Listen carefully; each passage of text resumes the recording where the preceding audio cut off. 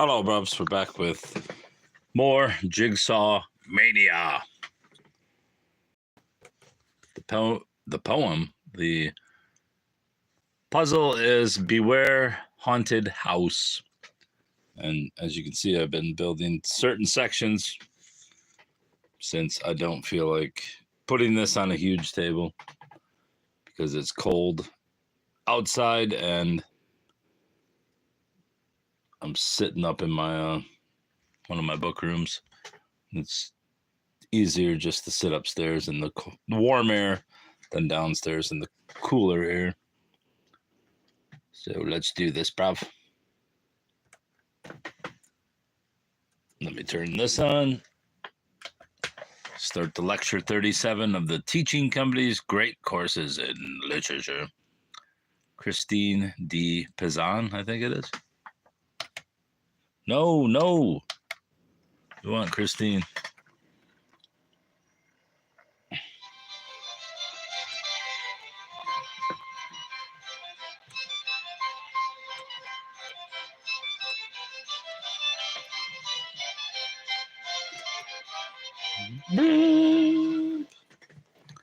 On the literature of the Renaissance, we'll be looking at the interesting figure of Christine de Pizan.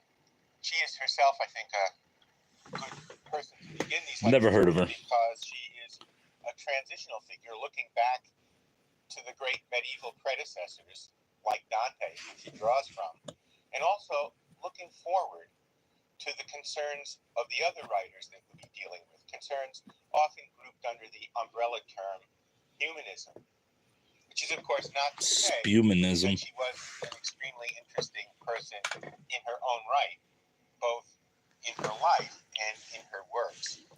She was born in 1365. Her father comes from Pisa to serve as court scientist for the King of France, Christine from Pisa. And one of the results of that was that Christine herself got a very good education. She was married at the age of 15, not as unusual in her time as in ours, and she was widowed at the age of 26 with 3 children. She turned to writing as a way to... All right, I think I'm going to start working on the pumpkins here. One of the things that makes her such an interesting figure in the history of literature is that she is thought to be the first woman to make a career out of writing, to actually use it as the way to put bread on the table. She was a popular and an influential writer in her own day, and she is popular and I think even influential in ours, though the intervening centuries have not necessarily been quite so kind to her. Gonna start building. I guess I could build this little pirate man up. She wrote, for example, Little pirate boy. Life of Joan of Arc. She entered into some of the important debates of the time, including a debate over the important medieval text, The Romance of the Rose. She wrote an addition to an important book on warfare. She did some editions of her own. Hello, Bobs. She wrote a conduct manual for ladies. The work that we're going to concentrate on. Maybe I should work on the pirate, since the pirate's next to this ghost. One that has the most, I think, to say What is this? Is a work called It's about. Book of the City of Ladies. Looks like it goes on that little bastard. Book of the City of Ladies is an allegory in which Christine attacks the anti-feminism of her own. It's got to be this guy. It's this bloody kid. His face is this. Christine makes over and over again. Is that the pirates? Or is that girl? I think it's that girl. No, she already has her mouth there. A fairly obvious point, but what Christine says, it's got to be the pirate. Is that women have, in fact, historically and in the present, that is to say, her present, been put down in many different ways. There are actually books out there that say that women Juicy couture virtues, or at least not to the same degree as men. What a name.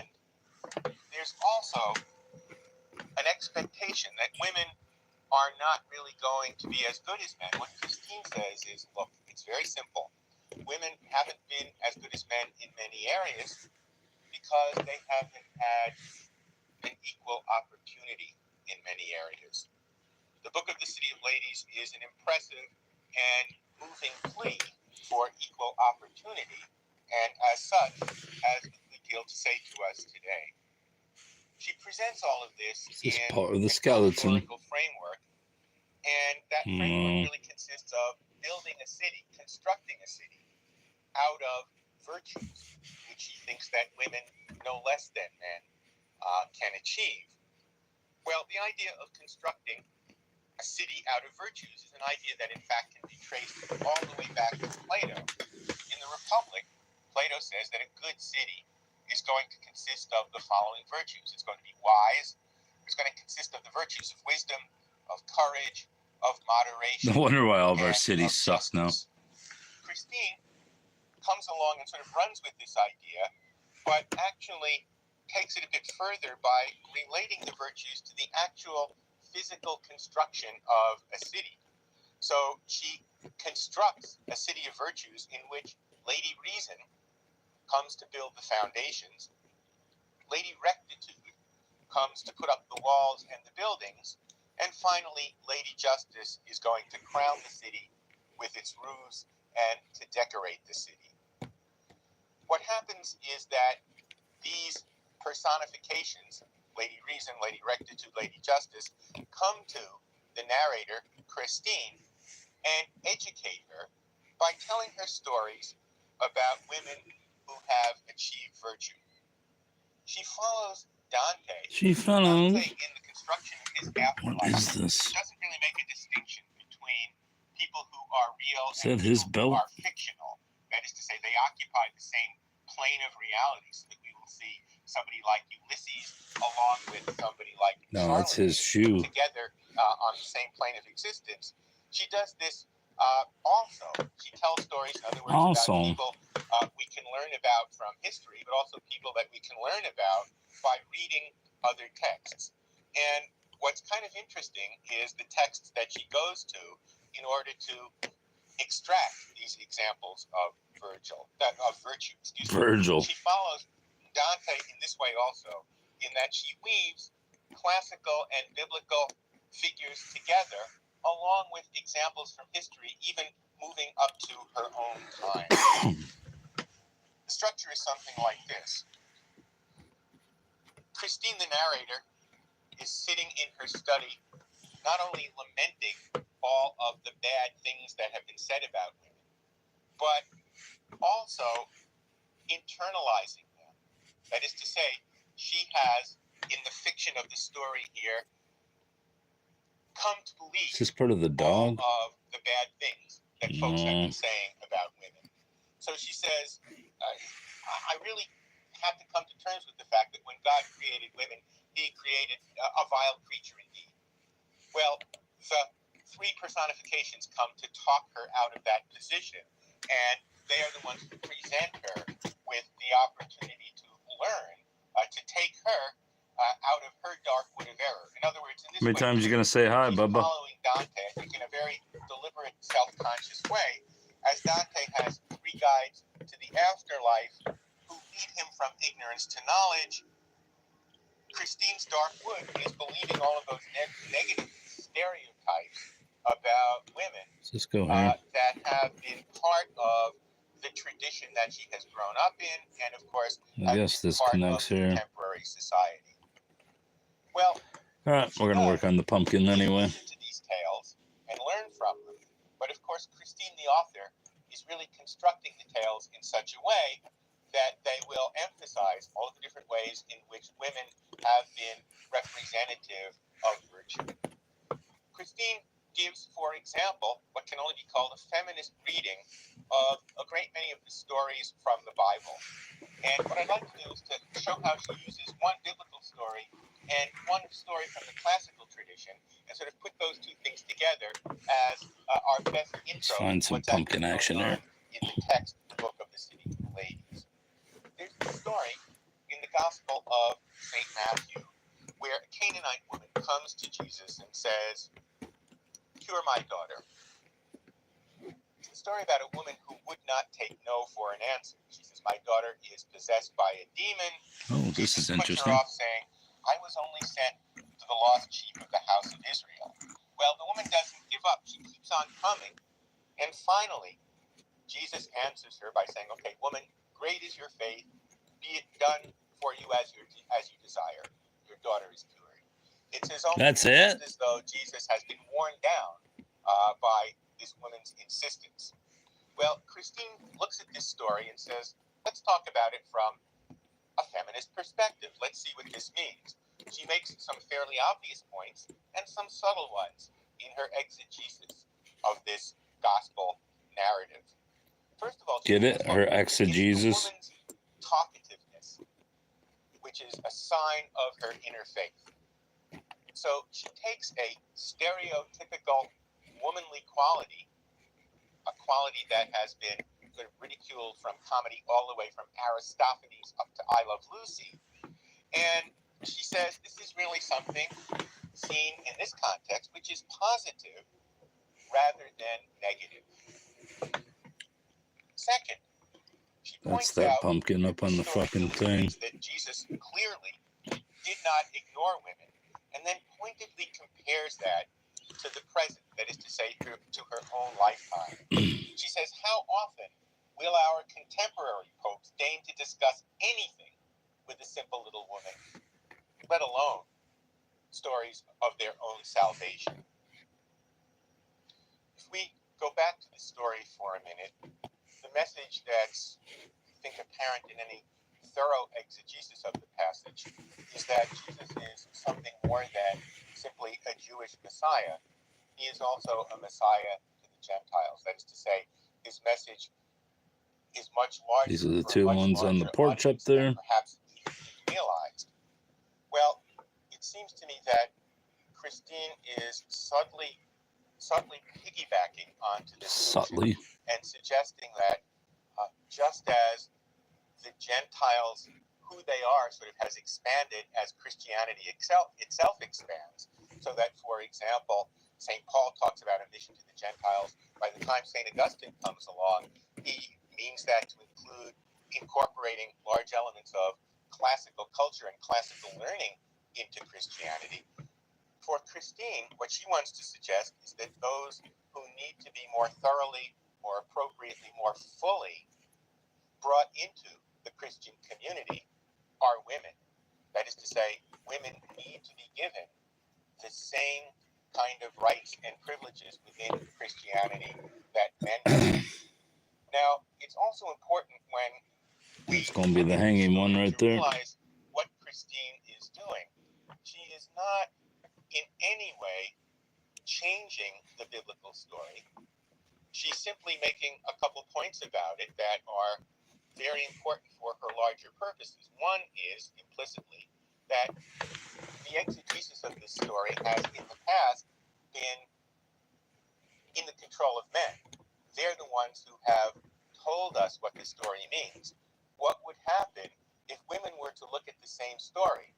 They would come out with things that not necessarily are opposed to a masculine, traditional reading of the story, but could add something to it, so that she is consistently respectful of the Bible and doesn't believe in any way that's her job to change the biblical stories. She's simply saying, let's take a look at them from a perspective that has been overlooked, and of course from her point of view, sadly overlooked in the past.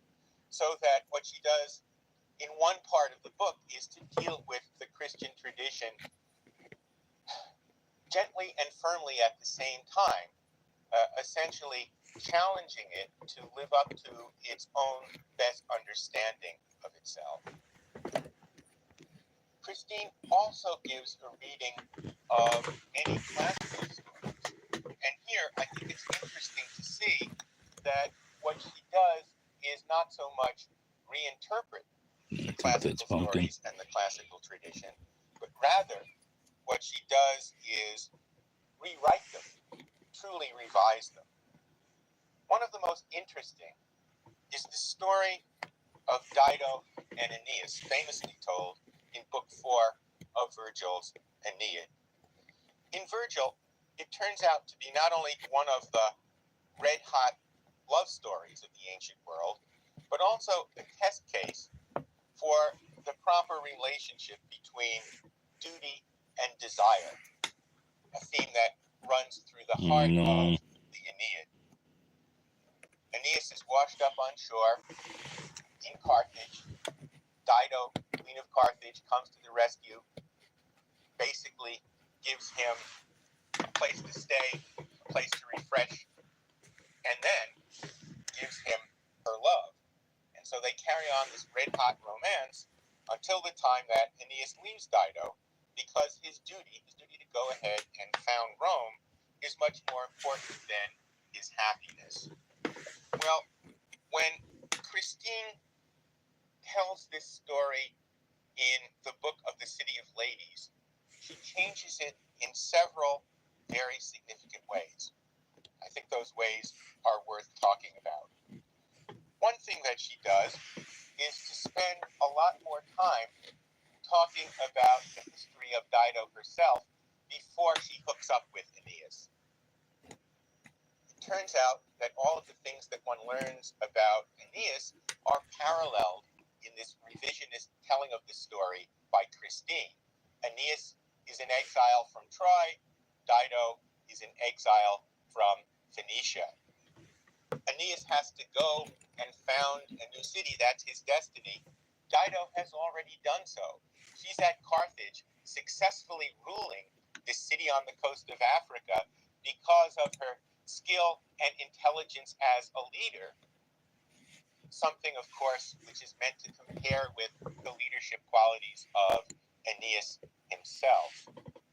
And more than that, she is seen as somebody who has overcome a huge number of horrific incidents in her previous life. The reason that she is on the lam in the first place, the reason that she has to leave Phoenicia, is because her husband has been cruelly murdered, and the murderer is now after her.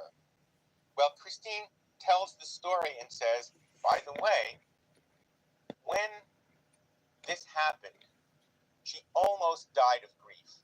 She loved her husband so much that what she was able to do was barely move. But all of a sudden she realized not simply that life goes on, but she had an obligation to others. And so she continues on her way, and out of the ashes of that tragedy, she That's built that a one, new life. obviously.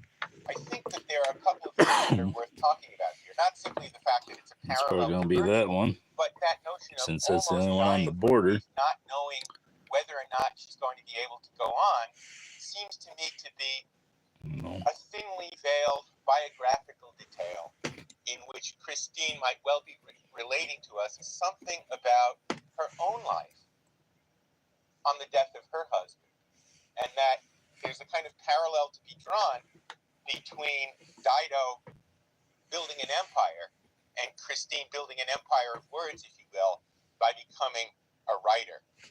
In any case, there are all kinds of other interesting parallels as well. In Christine, what we see is that Dido That one uses this as an opportunity and is doing really, really fine until the time I think that's that one. Could be a different one. comes along.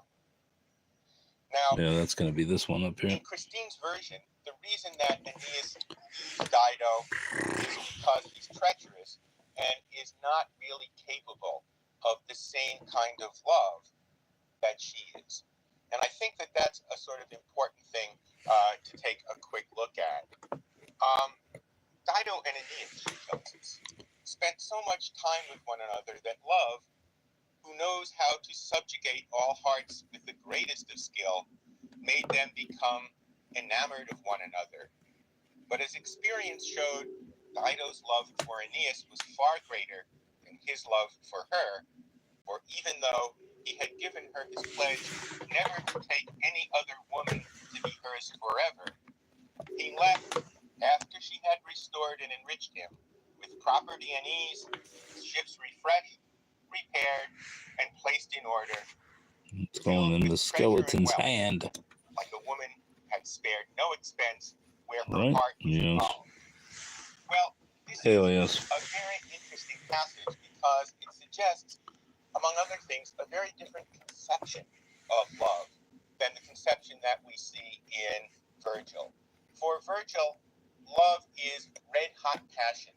It is a flame. It is destructive. And for Virgil, it's pretty clear that ultimately that kind of love and duty are simply not compatible with each other. Christine suggests that it's a different kind of tragedy here because she's suggesting that love is more about tenderness and romance. And this suggests, I think, a shift both in the masculine perspective of the Aeneid and also in changing conceptions of love itself. That romantic love has really entered into literary consciousness in a way that was not really there in the ancient world. But it's also interesting to see that it means that she has to change the story to a very great extent in order to do this. Because if you take a look at the account that is given to us in the Aeneid, there's nothing at all that talks about treachery on the part of Aeneas. He tries to explain things to her, although rather unsuccessfully. But the real deal is that he simply has to make a choice. It's a choice between love and duty. And indeed, Virgil makes it clear that for Aeneas, this was a fling, not a marriage. Which is to say, when they're having their kind of "can we still be friends" chat in book 4 of the Aeneid, Aeneas says, but I never really took marriage vows. This doesn't do anything to make Dido happy. But what it does do is sort of point out the fact that it was a fling from beginning to end from his point of view, whatever else Dido might have thought of it. One of the things that we're told is that Dido calls it a marriage. And by that, Virgil tells us, she covers up her fault. Well, in Christine, it is a marriage. And so the treachery is particularly strong on the part of Aeneas in his version because, of course, what he is doing is leaving his wife. Now, it's interesting to see there, too, the way that she manages to pull the story to an end. What happens in Virgil is that Dido goes absolutely berserk, kills herself, and that suicide sort of signals the enmity that's going to exist down through history between Carthage and Rome. Well, it's Virgil's answer to why Rome is going to have to fight these great battles with Carthage later on. It's also Virgil's answer to the question of why Rome wins later on. Aeneas represents reason, Dido represents unbridled passion, reason wins out over passion, Rome beats up on Carthage. Way of talking about Roman history, even as that history is embedded in this red-hot love affair. Christine, however, I think is doing something a little bit more subtle in terms of the way that she's positioning Dido here. Because, of course, remember previously what happened in the first part of Dido's life. She is scarcely able to continue after her first husband dies. Well, what's going to happen now that she has lost her second? This means that it's really more than anybody could rightfully be thought to bear. And so what's kind of interesting is that it becomes, if not a justification, at least a mitigation for the suicide of Dido at the end. The suicide would never have happened if this guy hadn't come along. It wouldn't have happened if she hadn't been so generous. One of the things that's problematic is that women are generous and that generosity sometimes goes very much unrewarded. And so what we see is that suicide becomes a way of talking about all of the ways in which men really don't do their duty to what they owe to women. Now, if we step back from this for a minute and say, well, okay, what are we going to do with this? One of the first things that we have to come to terms with is that Christine has allowed herself or taken the right, duty, and privilege of a fairly serious and significant way, a canonical story from the ancient world. Probably no story or no poem was better known in Christine's time than Virgil's Aeneid. It's not as though she's trying to slip one by so that folks really won't know that her version changes things. She knows this, and in all probability expects that her reader will know it as well. So one question that inevitably comes up is, what gives her the right to manipulate the story in this way? Notice that she was much more cautious and careful in her use of the biblical material.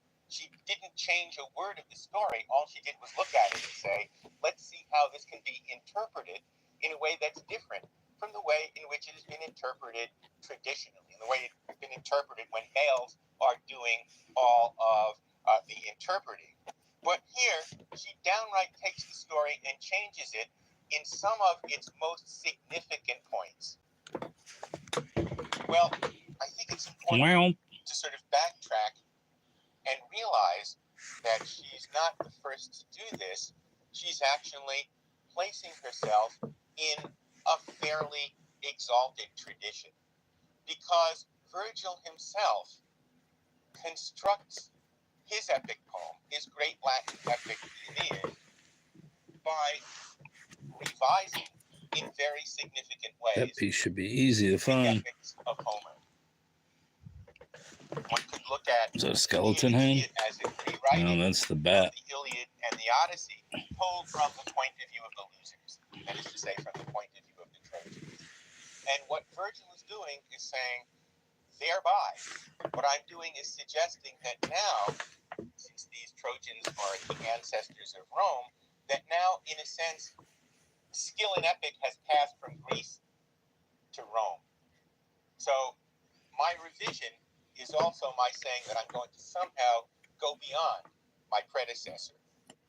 Well, it's also interesting to see that another person who comes along and revises and rewrites in this way is the person that we've already suggested is a model for Christine, and that is Dante. It might be pointed out, I think, at this point, that in fact, not only did Christine know her Dante quite well, but she is credited with bringing a knowledge of Dante from Italy to France. Which is odd. France got to know the writings of Dante through the intermediary of Christine de Pizan. Well, in any case, what you see, because that sure looks like it fits there. Is sort of so does this not fit here? What they did, what these guys did, what the greatest poets in history did, is what I'm going to do. That sure the hell looks like it goes there. It was good enough. I don't think it does. For Dante, for Virgil, it's good enough for me. And so she shows both that she wants to play there in the same arena as the big guys. Very strange. And that somehow she has the right to do this, that the work itself justifies what she's trying to do. I'll say no. And I think that we can relate this to does not somehow fit there. We mentioned earlier that one of the things that marks it's very strange is this strong sense of give us the right opportunity and we'll be able to do just as well as men. Significantly enough, she mentions this in terms of a field where certainly in Christine's time women were not supposed to be very good or maybe even play at all. In the field of science, she looks around and she says, how come it's the case that there aren't really why is that pumpkin so big? Good women scientists? She uses that as her test case to say, give us the same opportunity and we would be able to perform just as well. Well, what I'm trying to suggest here, I guess, is that Christine is sort of flipping that around a little bit and saying, what happens if you have been given the same opportunity? In Christine's own case, what this means is that she has been given the opportunity of a first-grade education, a knowledge of all of her literary predecessors. Did you say a first grade? So I think what she's or a saying first rate? Because I have this opportunity, then it's not simply my right to change these texts, to redo them, to update them for the present, but in a sense it's a kind of duty that I have, a kind of obligation. Because if what I'm saying makes any sense, then it means that women are going to be able to play with the guys. And so let me try and make this as a kind of offer to show that this is the case. There's also another way in which Christine anticipates some of the other writers that we're going to see in this regard. Because what Christine is also doing is suggesting that there's a new language that is appropriate for her to do this. Virgil wrote his poem in Latin, of course. Dante wrote his in Italian. It's interesting to point out that Christine was able to deceive ladies in French. There are two reasons for this. First, let's remind ourselves once again, Christine was making her living as a writer. French would be the more appropriate language precisely because there are more readers of French than of Latin. Oh, he goes up there. Especially true for her women audience. There were many literate women who were not literate in Latin. Latin. Is that Christine is trying to establish a kind of cultural moment for French literature so that it becomes worthy to take its place with Greek, with Latin, with Italian, and now French as a worthy vehicle for artistic achievement.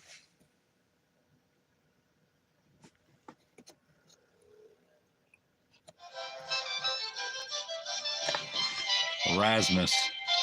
I'm going to have to re-listen to that. Yo, boy, here you are here. I grew up in Brooklyn.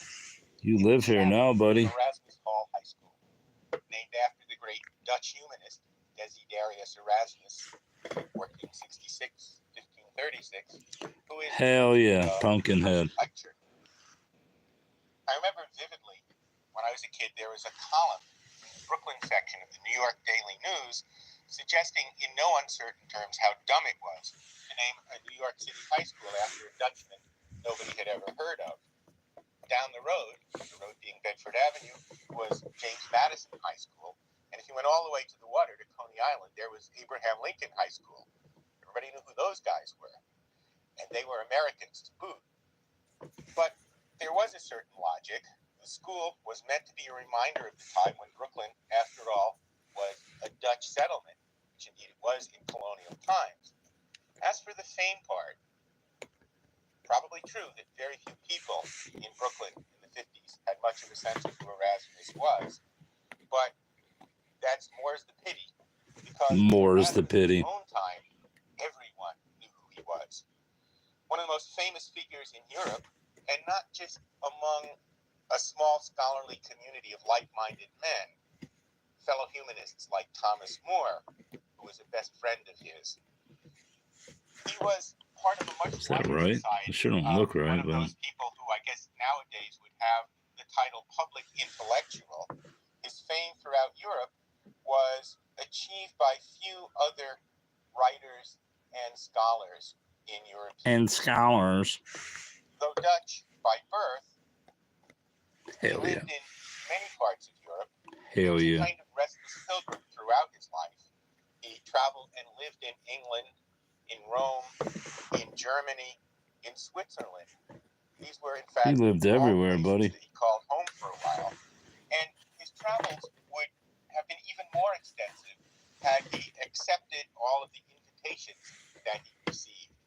Noblemen really wanted him at their dinner table. And his influence in subsequent writers is also amazingly strong. We will see this a little bit later on when we talk of writers of the stature of Rabelais and Cervantes. Their works essentially are dependent on Erasmus to a very great extent. First thing to know about him that's important in terms of his intellectual life, in terms of the kinds of things he characteristically wrote and thought about, was that he was an enormously important biblical scholar. In fact, he was responsible for a Greek edition of the New Testament, which was published in 1516. He wrote a life of the early Christian father, St. Jerome, which is kind of interesting. He always had a great affinity for Jerome. One reason was because Jerome was the father responsible for taking the Hebrew and Greek text of the Bible and turning it into Latin. The Latin version of Jerome became standard for well over 1,000 years in the West. And he saw, therefore, that Jerome's life was clearly a kind of model for his own. Jerome, as it turns out, was one of his two favorite authors, and it's also, I think, not an accident that of those early church fathers, folks like Jerome and Augustine and Ambrose and Gregory, Jerome was the most learned and certainly the most learned in languages. So there was a real role model thing going on there between Erasmus. I think we got some Jerome. pumpkin flesh in here The somewhere. work that we're going to concentrate on today, the work for which he was best known in his time and in our own, is a work of satire called The Praise of Folly. But before we get there, I want to say a little bit about another work that he wrote, one that, for obvious reasons, is not all that popular today because it is a sort of handbook of Is this a Christian pumpkin? piety. Looks But like it's pumpkin a work that juice. tells us a lot about the way in which Erasmus thought about things. It's a work called the Enchiridion, which translates as, and its subtitle is, A Handbook of a Christian Soldier. Also, and not coincidentally, this was the title of a work by the great patristic writer St. Augustine. So he's deliberately writing a kind of imitation of what Augustine had done in the 5th century. The word Enchiridion, it's Greek in its etymology, is also a pun. It not only means handbook, but it also can mean dagger, and therefore weapon. So one of the key ideas here is to explain what the I got a weapons key are idea. of a Christian soldier. And for Erasmus, well, first of all, he assumes that prayer is going to be one of the weapons. But he assumes I got that a really good the idea. most important Take these and get them the fuck that out of my a life. Christian warrior can have at his disposal is a thorough knowledge of Scripture. We'll see how that's important because, of course, it leads to Put what the he has to bats say together. about language and the nature of language. It means learning from the original texts themselves. The second thing is that religion is not all about outward sanctity and devotion. It's about interior disposition. And that interior disposition is manifest in the way we put things into action. How well The do we hell's act out this? the twin commandments of loving God and our neighbor? Okay, this Buddy. language business. How do you prepare for learning Scripture? Number one, you learn the languages. How do you do that? Well, you have to get good at the languages by reading the best examples that are found there. In the case of Greek, for Jerome, that meant very specifically learning the ancient pagan authors. Pagan works are going to be a great help. And Erasmus makes an important blanket statement in the Enchiridion. He says, any Where truth the that you fuck? come upon, any time, any place, That's where it is was, buddy. Christ's truth, which puts him, I think, in line with many of the early Christian fathers. Origen comes to mind, thinker who said, we can't really think about how to interpret the Bible unless we learn about interpreting texts in general. And the people who told us how to do That's that part of the black cat. are the classical writers and the classical scholars. And we need the tools of pagan philosophy. So that goes up So there somewhere near the it seems cat. to me that we can use that. Again, that kind of slogan, any truth you come upon, any place I'm is gonna guess Christ, this goes here. is a very nice working definition of what has come to be called Christian humanism. The work for Humanism. which he's best known, The Praise of Folly. The Latin title, he wrote the work in Latin, about which we'll say more in a bit, is called Moriae Encomium. Moriae, of course, is the word for folly, moria in its nominative case, and we know it etymologically. It's what I was told when I was in high school is that a sophomore is a sophos moros, a wise fool. Okay, and encomium means encomium. Well, it's a very wonderful, witty, and ambiguous title, as a matter of fact, because it can be interpreted in a number of different senses. First of all, it's a pun. We mentioned already the friendship between Erasmus and More, and Erasmus was living in England, and a friend to More during the time that he was writing A Praise of Folly. It can be cunningly translated as praise of More, which means that he's praising More, or he could also be saying, this is the sort of stuff that More would also be saying. Or, gee, this stuff is so goofy, I really wouldn't want to say it, but that guy Thomas More would. In other words, there's a wonderfully witty, playful, and sometimes ambiguous relationship, not only between the two men, but also in the Praise of Folly itself. It's a work that is, as we'll see, very hard to pin down. Praise of Folly also means that folly, All right, we need some leaves. the object of praise, can receive it in the way that we say, let us now praise. All right, let's take these Or in away. the ancient world, it was a kind of standard rhetorical What is sentence this? A to fucking rat? give an oration of Or praise. is this part of the Let's say, skeleton? I want to praise philosophy today, or Yes. I want to write in praise of truth, in praise of wisdom. More is playing off of that tradition, saying, I got a really cool idea, let's praise folly. But of course, folly is also presented as the speaker in this book, so that personification, an actual character, is the speaker, and the other meaning, or another meaning of the title, is the kind of praise that folly herself can give. What precisely might it mean to be praised by folly?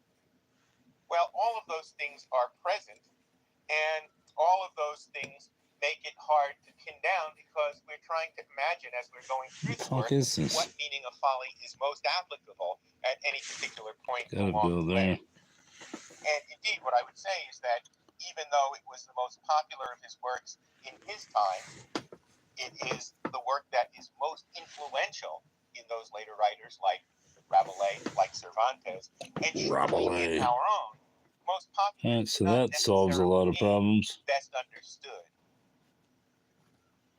He was influenced in his work by other favorite writers. On the Christian side of things, we have St. Jerome. On the pagan side of things, we have a second century in the Christian era, that is to say, Greek satirist by the name of Lucian. Lucian says, in talking about one of his characters, how laughingly he speaks the truth. What Erasmus loved about Lucian was the way he mixed the serious with banter, the way in which the two were combined, such that banter, frivolity, could be a means toward seriousness. And this is obviously central to what goes on in the Praise of Folly. It starts out, innocently enough, with a relatively gentle analysis of the folly of the human condition. And what Erasmus picks up on are some of the things that are just sort of crazy about the human condition. What a nutty idea is human procreation, for example. Just not only talking about the silliness, looked on from a certain perspective, the silliness of the act of generation itself. You do what? As kids respond when they first hear the facts of life. But also, he goes on to say, how nuts do you have to be to agree to become a parent and all that that entails? And he also says, in human life, and he also says, kind of the folly that is peculiar to that age. So he talks about, let's say, parents who dote on children. Every parent thinks that his own child is the most gorgeous in the world. He says you come across some, his words, cross-eyed kid and say, this is absolutely gorgeous. A modeling career, a career on the stage is obviously what's going to be in his future. There's a sense, in other words, in which folly shows how we are blind to things that everybody else can see. He gets a little bit more serious as he gets up ahead of steam, and he makes some very interesting observations. He says, fools are really necessary to society because they are the only ones who are going to be able to speak truth to power. Nobody else is going to be stupid enough to say something that might cost them a job or favor at court. Fools say what's on their mind because they don't know any better, And this is what is most All right, necessary find the corner piece with. in order to have That's gonna go there, isn't it? political environment. Going somewhere over here, In fact, right one there. of the things that the Renaissance humanists, like That Erasmus, can't go like fucking there. More, and like their There's followers, no way that were goes there, obsessed you with dumbass. is the idea of flattery You as go up there. for politics, Moving because this prick over the here. sense is that if leaders don't have somebody to speak This the is truth part to of them, something. they will not have good advice. And in fact, when Thomas More was put to death, the humanist community, we'll talk about that in the next lecture, but when More was put to death for opposing Henry VIII, one of the things that so incensed the humanist community of Europe was that here was somebody who was put to death because he refused to flatter. In any case, fools say what's on their mind, and we can also see how that tradition continues in a writer like Shakespeare. Notice that in plays like King Lear or Twelfth Night, you have people at court whose position is fool, which allows them to say things that nobody else could get away with. And the implication is that they are sometimes the only ones who are willing to speak the truth. Okay? Okay, buddy. There's a huge shift that takes place when he begins to direct the idea of folly against religious abuse. The irony and the satire get fairly savage at that point. He directs it against three targets, really. First, he attacks the theologians. They're called in this work and in the work of other humanist writers, scholastic theologians. Now, scholastic is a very elastic word. It means a number of different things depending on the context. Scholastic can simply mean that which goes on in the schools. And from Erasmus's point of view, that which goes on in the universities. But it also means those who teach according to a certain methodology. Now, here's the problem. Those of us who have an affinity for the previous period, for the Middle Ages, would be quick to remind somebody like More or somebody like Erasmus, both of whom talk against the folly of scholastic philosophy, that in the Middle Ages, it was in fact an enormously powerful This is tool probably going to be and one that of the great corner right accomplishments, in fact, there. in the Middle Ages. And I Nope, think, that's again, going to be that corner. these are, sort of almost define themselves in opposition to scholastic ways of thought, it's important to say something about what it first was and what it had become by the time of Erasmus. Let's begin with a question. Can reason come to know whether there is a God?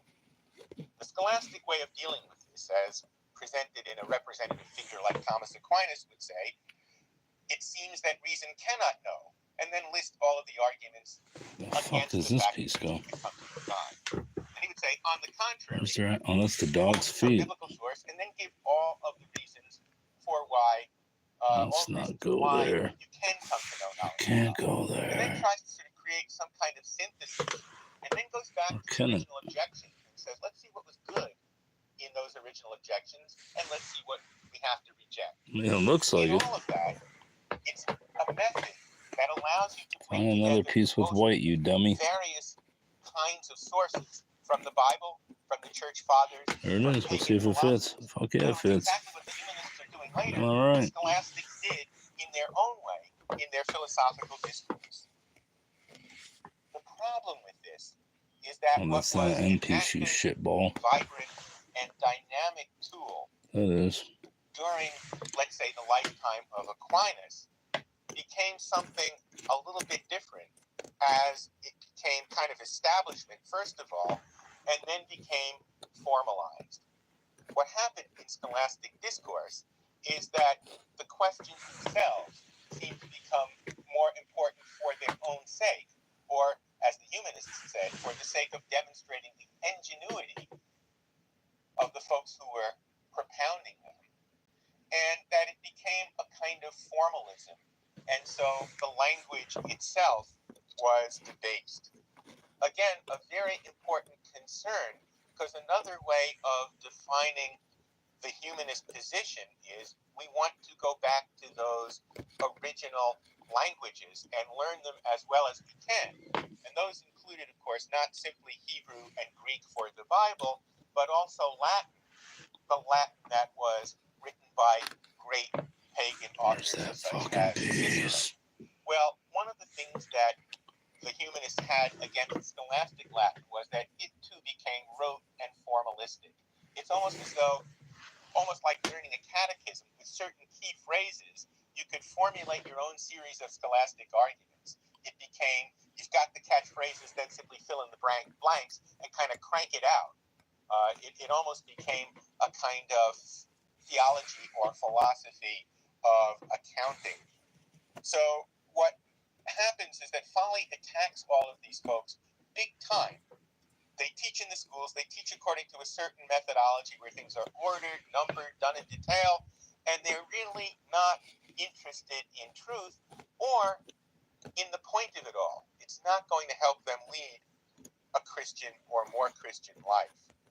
So the rejection of the scholastic method, one of the hallmarks of humanism. Second, it's interesting to see that folly attacks religious and in particular those in monastic orders. This kind of neat one-liner in the praise of folly to capture the spirit of criticism here. Some of these monks, folly goes on to say, are as afraid to touch money as they are afraid to touch poison. But, he says, they don't forbear wine or women. Well, it's a neat way, of course, of targeting both religious hypocrisy, which Erasmus saw as a huge problem in his day, and again, that sense of mistaking the letter for the spirit, only being on the outside, only sort of being there on the surface. Third, folly attacks religious rulers, not excluding the popes of his own time. In fact, in another one of his works, Erasmus writes a dialogue called Julius Exclusus. Pope Julius dies, goes up to heaven, is met by St. Peter. They have a dialogue back and forth, and ultimately he's kicked out of heaven because his life doesn't seem to have been particularly Christian. So what happens is that you have this enormous kind of Where are those pieces at anyway? attack on Is that a shadow? religious abuses in That's his what that own must be, time. shadows. Now, it's interesting to see where this places Erasmus, because, of course, this is a time of tremendous religious foment, and Erasmus is roughly contemporary with Martin Luther, whose works mark Yeah, the get the break fuck out of my life.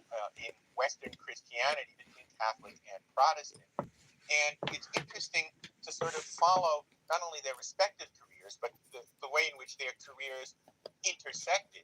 Early on, Erasmus and Luther had an exchange of letters, and it seems to be the case that they were in agreement with each other in terms of not only what the abuses were, but ways to somehow deal with them. But later on, when Luther breaks with the church, Erasmus sees just how differently he is theologically from the position represented by Luther. Now, it's sort of interesting to come back to Erasmus and see, well, where does that put him? Here is somebody who, from within Catholic Christendom, is busy criticizing the views of the church. He must have been well loved for that. Well, the Protestants didn't like him very much because he didn't go nearly far enough as far as they were concerned. He held to Catholic orthodoxy on important doctrinal issues. The Catholics were very suspicious of the guy because, of course, he looked like a closet Protestant to them. So that this sense, I think, of being in the middle and trying to mediate, while ultimately it's a very honorable position and one that he did very well, was also a position that gave him a very peculiar relationship to the religious controversies of his time. And one could, I think, at least make an educated guess that one of the reasons why he writes in such an oblique fashion, that is to say, that when he talks about folly, it's hard to exactly pin him down, is that well suits his position as somebody who is trying to kind of negotiate between several implacable positions. The praise of folly takes another really interesting turn as we move toward the end. It turns out that this condemnation of religious abuse is not by any means either the end or the most important part of what is there. Folly, in its final manifestation, becomes the mark of a true Christian. Wow, what's that one all about? Well, first of all, Erasmus is What the fuck is this guy saying? Originally presenting this position, because Paul himself talks about the folly. What is that all about? Well, you're supposed to be telling us, okay? Johnny. About the cross in particular being a form of folly. So what Erasmus does is simply take this idea and expand on it using the language. What is this all about? The folly of the incarnation. Fucking insane. That God becomes human. In thinking about this, I think it's very interesting that there's maybe more than a suggestion here that the structure of the work might be a little tighter than one would at first realize. Somebody reading this book, especially somebody reading it for the first time, is going to see it as going all over the place, jumping from one thing to the next without clear connectives. But where's this frickin' corner piece? Where is it in here? There it is, right there, you dullard. And then in the end, God damn. He says, let's take a look at the folly of the incarnation, the fact that God became human. Then what you have is really bookends to the work, that the beginning is really a kind of prologue telling us where we're going to wind up at the end. And of course, he can take it even further, that if Christ is a fool for taking on the human condition in some sort of general way, what could possibly be more foolish than that, except perhaps for dying on the cross? It's clear, then, that the meaning of folly itself is progressively shifting. Okay? In the beginning, it's all about the various ways in which we are self-deceived. And I might add that this notion of self-deception is also an extraordinarily important aspect of Renaissance humanism. You gonna go right into there? That'd be nice. If that was the case. Something tells me it's not, but yeah, you're wrong again. There's no way that can be that low. They're all going to be tremendously aware of the way in which our self-deception keeps us from a knowledge of the truth. And that an awful lot of those thinkers who are thought to be skeptical. How about you go there, buddy? Opposed to, or don't seem so much convinced that there's no such thing as true reason. What they seem to be conscious of is the way in which it's harder and harder to use that reason when you're in the midst of some kind of crazed obsession. And Erasmus is one of the first of the humanists to document this in such detail. Well, a position like this turns out to be not especially easy to get. That is to say, just as his religious position. This might just go right there, buddy. Many Catholics were opposed to, many Protestants. Yes, it is. So also is the idea of this book. And if you ask yourself, who got it originally? The answer is, well, probably his original circle of humanist friends. It would certainly be clear that somebody like Thomas More would not only get it, I think there's a real sense in which the two of them, is a bad word to use for such esteemed thinkers, egged each other on. As we'll see in the next lecture with More's Utopia, we can find a lot of Erasmus in More and a lot of More in Erasmus. But there were a great number of conservative theologians who certainly didn't get it. One of them, and this is sort of a kind of neat little anecdote of just what it means to not get it. One of them wrote to Erasmus, and he suggested somewhat indignantly that Erasmus's job, now that he had published a work called Praise of Folly, wouldn't it be appropriate, all right, if he wrote a work called A Praise of Wisdom? Well, what Erasmus he didn't. Was a nicer guy, I think, in his letters than in his work. He didn't, decide to write the satirical letter that one would be tempted to write. That's what I did do, dummy. You just didn't get it. What Erasmus did is that he wrote back explaining what it was that he, in fact, tried to do. And I would suggest that for these and many other reasons, Erasmus and the Praise of Folly is clearly worth a very close look today.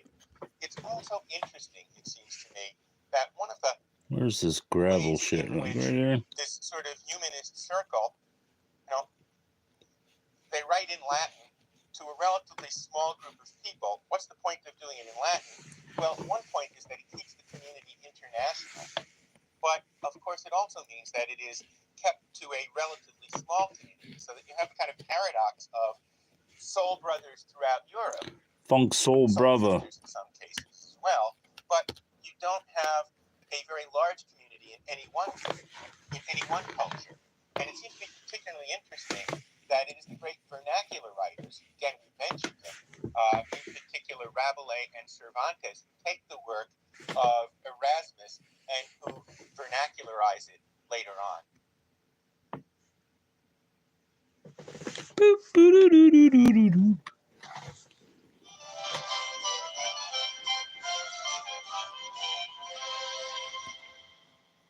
Thanks to the successful play and even more successful movie, The Man for All Seasons, Thomas More, the man, is probably better known than Thomas More, the writer. I think of Paul Scofield playing the part of More. I look at the most famous portrait of More by Holbein, and it's sometimes hard for me to remind myself that this is the real one and Scofield is the copy. More often I think that Scofield is the real deal and that Holbein's is the copy. It's not going there. In any case, given the exemplary nature of his life, this might not be such a bad thing. But I think I'd like to try and redress the balance a little bit today by talking about his best known work, Utopia, which was a big hit the first time around and has, I think, justly remained popular until the present. At first, it might seem to be pretty difficult to try and balance. No, you got quite a distance to go there, dummy. He was an extremely talented lawyer and managed to work himself up right there. to the most important office in England. He succeeded his mentor, Cardinal Wolsey, somewhat reluctantly, accounts are to be believed, as Lord Chancellor of England. And he was the first layman, the first non-cleric to hold that post in English history. And then, the story is pretty well known, he came into conflict with King Henry VIII because of his refusal to acknowledge Henry as sole head of the church. He resigned in 1532, but he was charged with treason. He refused to deny the authority of the Pope or the validity of Henry's divorce from Catherine of Aragon, and he was executed in 1535. That'll teach you. And the famous words in A Man for All Seasons, I die the king's good servant, but God's first, there's reason to believe that that was what More actually said. That the early biographies provide a mine from which the stage play and the movie got its material. In any case, you have this exemplary life and clearly a very serious one. Moore says, I draw the line here, and he kept to his word to his death.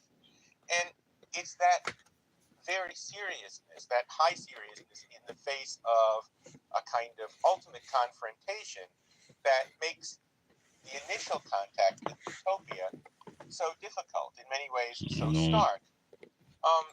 Utopia, written in 1516, is witty. Did he say snark or stark? Playful, very, very hard to pin down. Moore took a pretty More. clear stand in his life. Critics have been arguing for centuries about the position that Utopia asks readers to take, and of course, by implication, what kind of stand Moore himself is taking.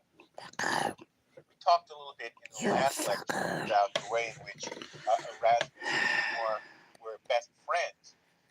What Erasmus says of Moore is perhaps a good way to begin talking about Utopia. He says Moore had, from earliest childhood, such a passion for jokes that one might suppose he had been born for them. Utopia itself, what is it? Well, it's the story of an advanced New World society, an advanced non-Christian New World society. The character of Moore, who is in his own dialogue as a speaker, recounts the tale of Utopia as told to him Yeah, we're getting close to it. The explorer Raphael Hyfloday, or Ralph No Sense, or Ralph Nonsenso, as it's translated in the Penguin edition. But problem number one is that Moore is a real person.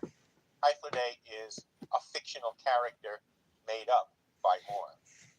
So Utopia turns out to be an idealized communist. I use the word with quotation marks. I don't think so. Quotation marks around the quotation marks.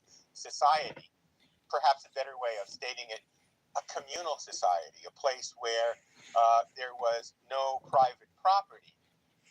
But Utopia is also a place where there is, in addition to no private property, few wars and little. Right. Don't believe it.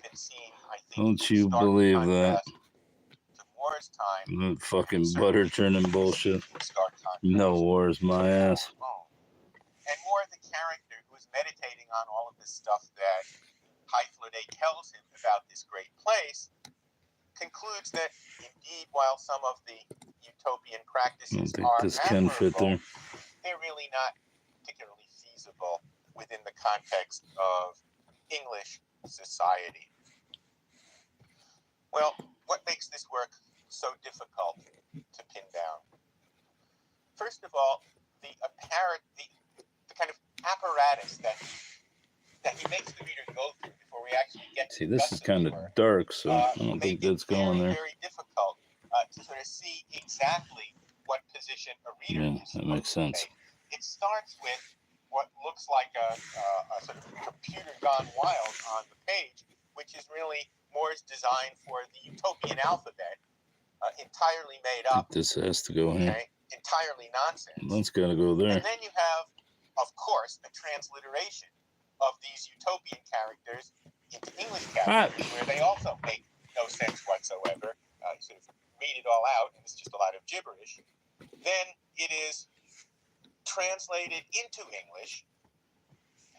There's another level, which is a sort of 21st century irony. There's a very neat essay in the introduction to the Penguin edition of Utopia, where the translator says, when I tell friends of mine that I am translating Utopia, they say, into what? Well, the reason for it is that they assume that it was originally written in English. In fact, it was originally written in Latin, again, like Erasmus, part of this humanist circle, for folks who are able to communicate with each other over a broad say this goes here then? But again, a fairly limited group. It's got to. And as if that weren't enough, Moore himself makes a wonderful joke in the middle of Utopia.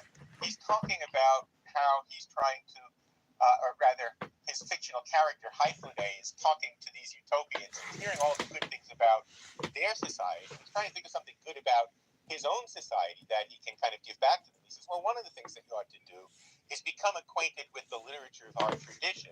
And he says that what I really wish is that you guys could all read some Greek literature. He says, we got stuff in Latin too, but nothing in Latin is really worth a damn. About this in here. It's important to realize that one of those, more well maybe taking go another up here shot at somewhere. scholastic philosophy here. And About where the are way in those which legs? C. Flat Right there, is I rather think. debased in his own time. But it's kind of interesting that what Moore is doing is playing a joke on himself, because of course it is Utopia itself, which is written in Latin. So it's got that, and then there's a wonderful poem written on the island of Utopia to praise it by a man named Windbag. Again, I'm translating from the Latin, who is another fictitious character entirely made up by Moore. And the poem says, well, this is a really neat work. It's good or better than Plato's Republic. How seriously are we to take that claim, or really think he's writing something better than the Republic? I think he's doing it tongue-in-cheek in one way, but in another way, what he's doing is something quite important. What he's trying to say is that there's a sense in which we want to use you gotta go over here, buddy. Plato's Republic as a frame of reference for what goes on in Utopia. And it's a sign of how well Moore has succeeded in this venture that frequently Plato's Republic is described as a utopia. When Plato describes the ideal community, one of the ways in which modern critics talk about it, they quite frequently say Plato's Utopia in Republic 4, well, that is at the very least an anachronism, because of course the word utopia itself is a coinage by Moore. Negative. Plato's Utopia is not a utopia because the word utopia is the word that comes from Moore's shit. Which is to say, of course, unless that goes right there, but I don't think so. Aware of the etymological meaning of the word. Topos means place. U is one of those ways of saying no or non, and therefore utopia is no place, a non-existent place. So again, in claiming that it has all of these qualities that even outdo Plato, by the same token, we have to realize that he's constantly calling attention to the fictionality of it.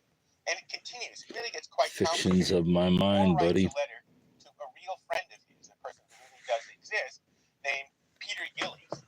And he says, all right, you were with me when I heard the account from Ralph Nonsenso, and when I wrote down all of the stuff that I heard. You were with me when he told me about the 5 years that he spent. Did he really say Ralph Nonsenso? And therefore, you can attest. People are going to start to doubt this. People are going to really wonder whether this was real, whether this place really happened. You can help me. You can attest that it's real. Well, then Peter Gillies writes a letter to his friend. What the fuck's going on there now? Also, well, like I said, I'm bunching too much stuff in here. Is that Moore wrote them both. And in the letter of Gillies to his friend, he goes into an encomium moriae, a praise of Moore, and says, boy, what a great book Thomas More has written. Better than the Republic. And of course, it's better because, among other things, it was based on this real-life account. I was there, and so I can speak to his prodigious memory on the thing.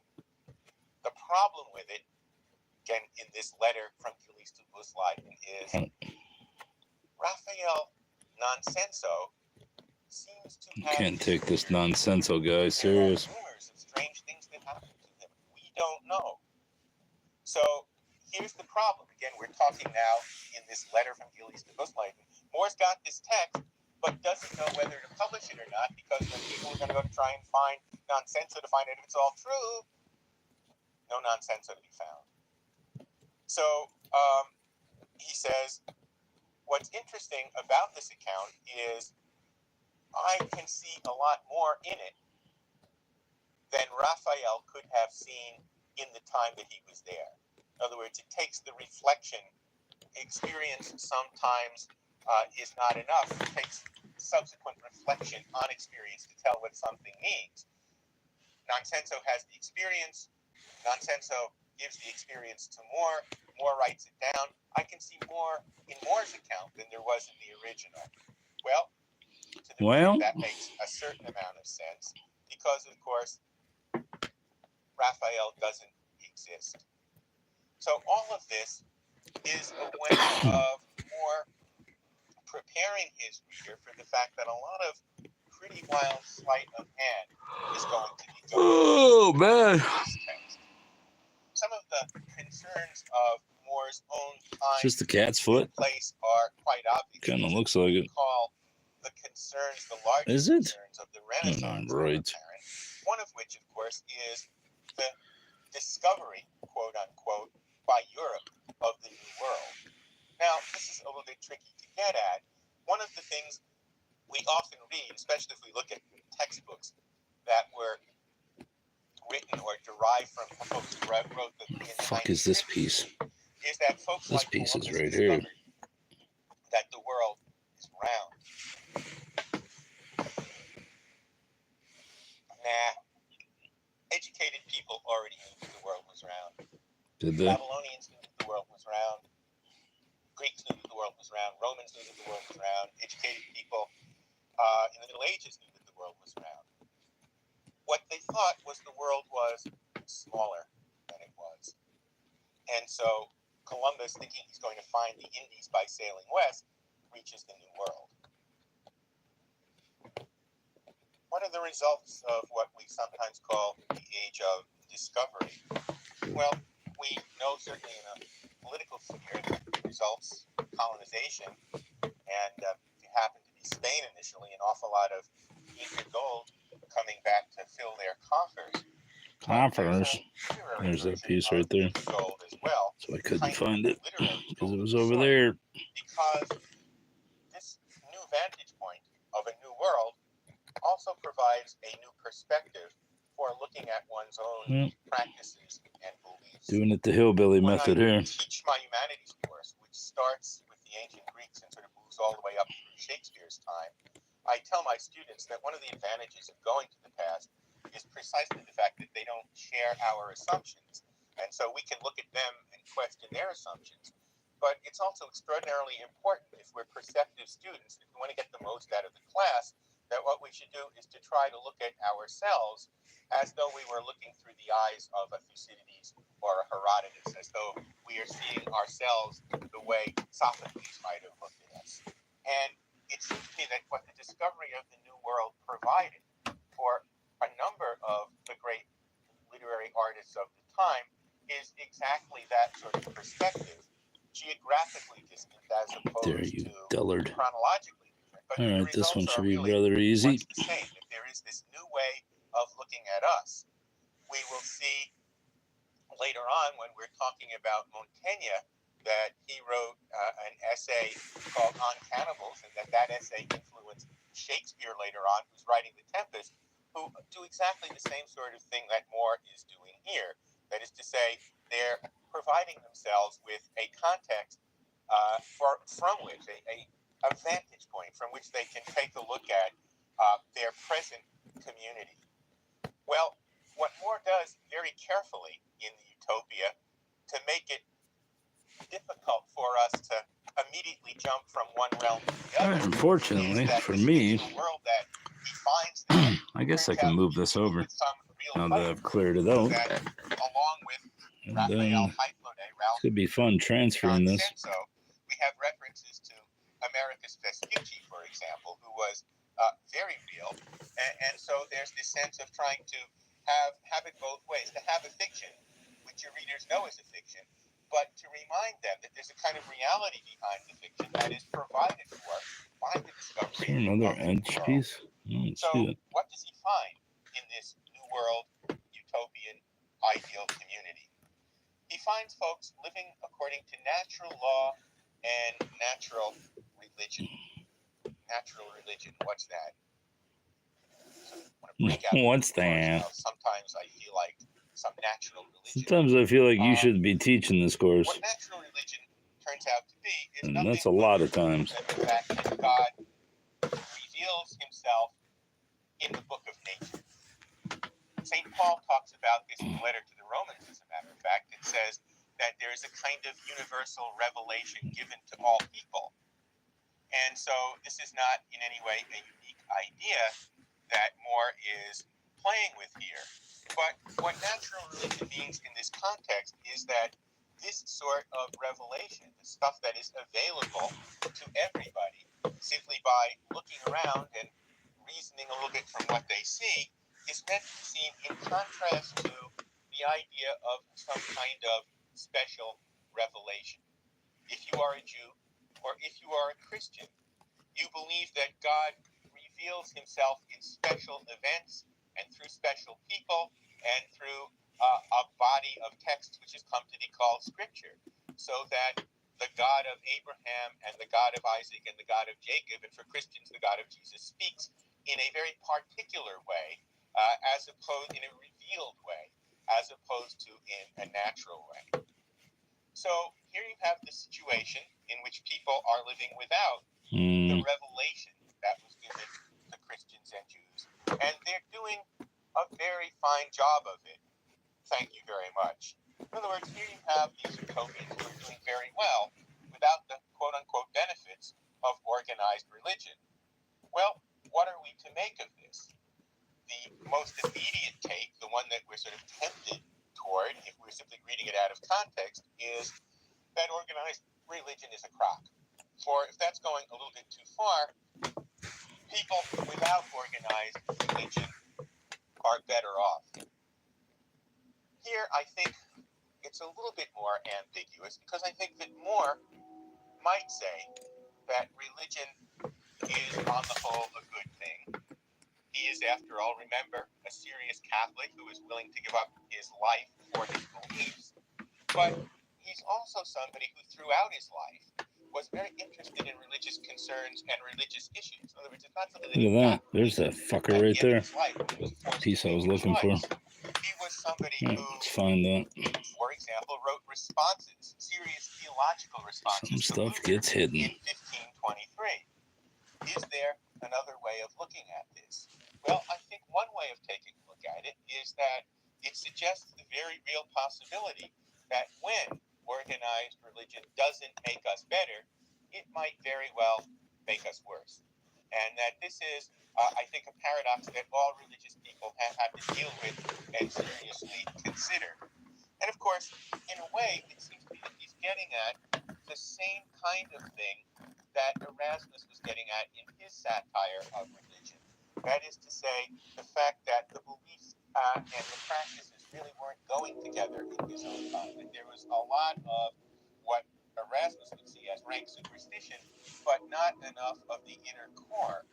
Well, utopia, looked at from this perspective, turns out to be a way of reminding us how far short we fall from our own ideals. If people without revealed religion are so good, then what excuse can we have for being so bad? So that I think it can certainly be taken as a critique of society in his own day, done in a very different way from Erasmus. But I think in terms of its fundamental message, it's very similar to what Erasmus was saying. So a good bit of utopian project then is Moore's meditation on contemporary practices from the point of view of people who do it very differently. Let's talk about a few of those things. In Book 2 of Utopia, much of this takes place. In other words, there's a kind of commentary on the way utopians run their community. And one of the things that we find out is that utopia seems to be a very practical place in that things are valued because of what they can do. To put it in somewhat more specific terms, they value iron, they value water, they value good soil much more than they value gold and silver, which are essentially valuable according to what Moore says quite explicitly in Utopia, because of the value that we give them. Or to put it another way, the term that Moore uses, things are valued in Utopia because of their scarcity value. There is lots of soil, lots of water, lots of iron if we're looking in the right places, not much gold and silver, so that's what we value. And Moore has all kinds of interesting things to say about it.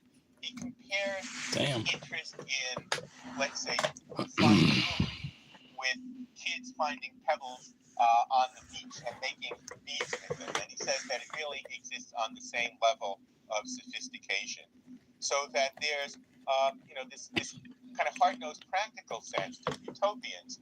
And what they seem to be, or what the book seems to be critiquing, All right, where's this pumpkin is the go? way in which his own society, Which one is it? the new capitalism, if you want to put it in those terms, is always looking I think for that one more goes and up more on. and more. Yeah. I was sort of thinking about this in terms of the recent example that was given to us by the art sale in the paper a couple of weeks ago, where Picasso went for $133 million.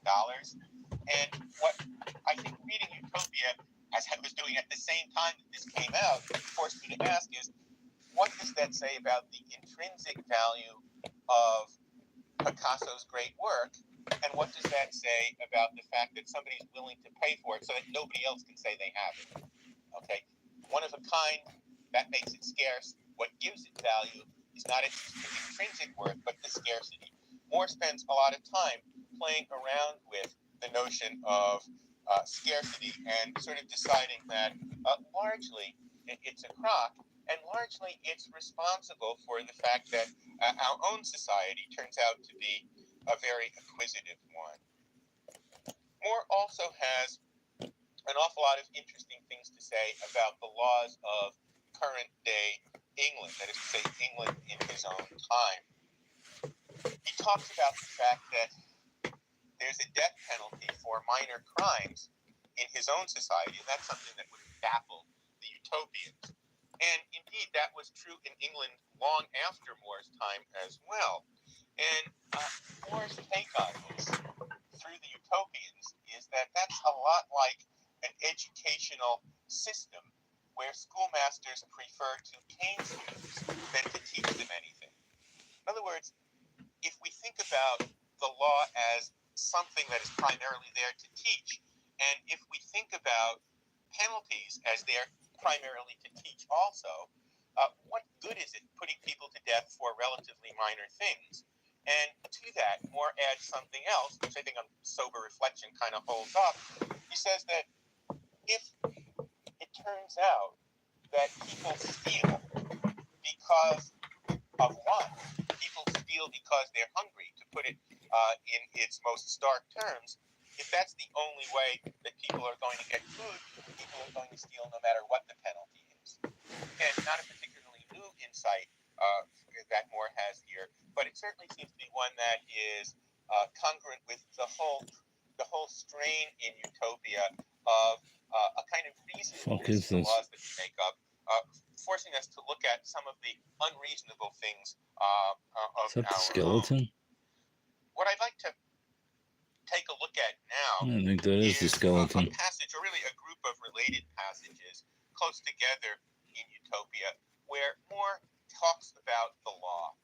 I think that this is an important way to kind of bring our meditation on this work to conclusion, because it's a reminder that this is Moore talking about the subject that he himself knows best. And it's also something that reminds us that you don't get to be your lawyer, you don't get to be Chancellor of England unless you're very, very, very good at what you do. And so I think he wants us to see that there's a difference between the law as a kind of process that you learn about and ultimate ways of thinking about what law is good for. And there's a sense in which so much of the simplification of the life of the utopians is there to show us how we miss the mark by missing the forest for the trees. Right. Okay, he starts out by talking about public officials, and again, given the job that he's going to hold in a few years, there's no small irony here.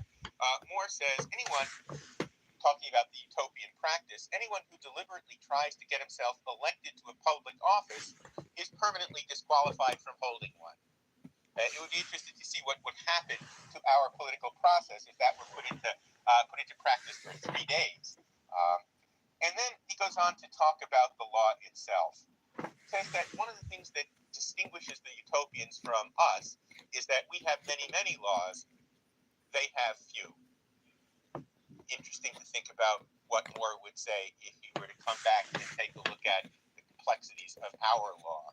as a Law and Order junkie, as to say the TV show, I'm always sort of fascinated at the case books that they pull down this big to find out the particular case that is most relevant. The fuck is Anyhow, this? he says they have few laws because with their social system, very few laws are required. Indeed, one of their great complaints against other countries is that although they've already got books and books of laws and interpretations of laws, they never seem to have enough. For according to the utopians, it's quite unjust for anyone to be bound by a legal code which is too long for an ordinary person to read right through, or too difficult for him to understand. This is, I think, a nice spin off the notion in Plato's Republic, remember, where Plato says, you want the sign of a diseased community, it's when there are too many doctors and too many lawyers, people doing on the outside what folks should do for themselves. And finally, I think the most interesting thing is Moore's final take on what the law ought to be for. Moore says, that in utopia, everyone is a legal expert, for the simple reason that there are, as I said, very few laws, and the crudest interpretation is always assumed to be the right one. What a great notion. They say the only purpose of a law is to remind people what they ought to do, so that the more ingenious the interpretation, the less effective the law, since proportionately fewer people will understand, whereas the simple and obvious meaning stares everyone in the face. Well, hard to find a better way to end than that, and a better way to make the claim that this is a work that is very much worth reading in our own time.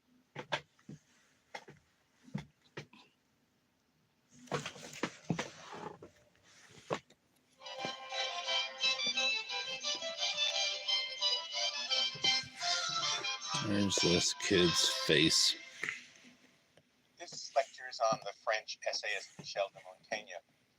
A couple of years ago, I was watching one of my favorite movies, a movie called Quiz Show. And as it turns out, Paul Scofield, who I mentioned in the last lecture, which he got to play Thomas More, was playing the part of the English professor, Mark Van Doren, who taught for many, many years at Columbia. And there's a scene where his son, Charlie, comes running into the Columbia classroom where Mark has a lecture class of a couple hundred people all rapt, listening to his every word. And it turns out that he's talking on Montaigne. And in big letters on the back of the blackboard are the words, "Cassasia, what do I know?" And that turns out to be, both for Hollywood and I think for most of the people who know something about Montaigne, his great one-liner, "What do I know?" In fact, that one-liner was repeated to me by a colleague. Happened to mention to him in passing that I was working up a lecture on Montaigne, and he looked at me and said, "Cassasia," and scurried along. Well, it seems to me that it's a good place not only to start, but it's a good line to look at a little bit more closely. The usual way that it's translated, "What do I know?" puts the emphasis squarely on the question of knowledge and brings to the fore Easily the could fact be that Montaigne is usually looked at as probably will be there. skeptic, a person who is suspicious of truth with a capital T. In popular thought, to a certain extent, Montaigne and skepticism go hand in hand. At least in my reading, and what I've been able to sort of put together from reading his essays carefully of late, is that it would be much better to put the emphasis not on the know part of the equation, but on the I part. In other words, instead of emphasizing what do I know, to say what do I know, to the question of personal knowledge. Because whatever else Montaigne talks about in his essays, and he talks about a staggeringly large variety of subjects, he is always writing about himself. His chief and best subject is himself. It's gotta be her arms. For many reasons. What else could it fucking be? be? One that stands out in literary history, and the one that we will use as a focus for this lecture, is that he's the inventor of an important literary genre, the personal introspective essay, a way to write about himself and a way to write about his subject matter. Montaigne was born in 1533. He entered local politics. Turns out he didn't like it very much, and he retired at the tender age of 38. And it seems as though he began writing essays to combat the boredom and the depression of his retirement years. In 1580, the first two books of his essays were published. 1581, he went back to politics and did a term as mayor of Bordeaux. And in 1588, the three-book edition of his essays was published. He died in 1592. The essays, since they are on so many subjects and since they run to well over 1,000 pages, present a real problem for somebody who needs to get a kind of quick entry into them. What is it that one chooses as being characteristic? Well, some of the ones that are maybe characteristic might not have kind of pizzazz for modern readers. He has an essay, for example, on physiognomy. Not sure how that would go over. I was going to do the one on coaches until I realized he was not talking about Bobby Knight and Rick Pitino and Joe Gibbs and those folks, but about a means of transportation. And I think transportation has changed maybe enough that wouldn't be relevant. I was tempted by the ones that he has on doctors and medicine because he looks upon them very skeptically indeed. If there's one place where Montaigne's skepticism really can be Can't seen be the skeleton. in full bloom, it's when he talks about doctors. He doesn't think very much of them at all.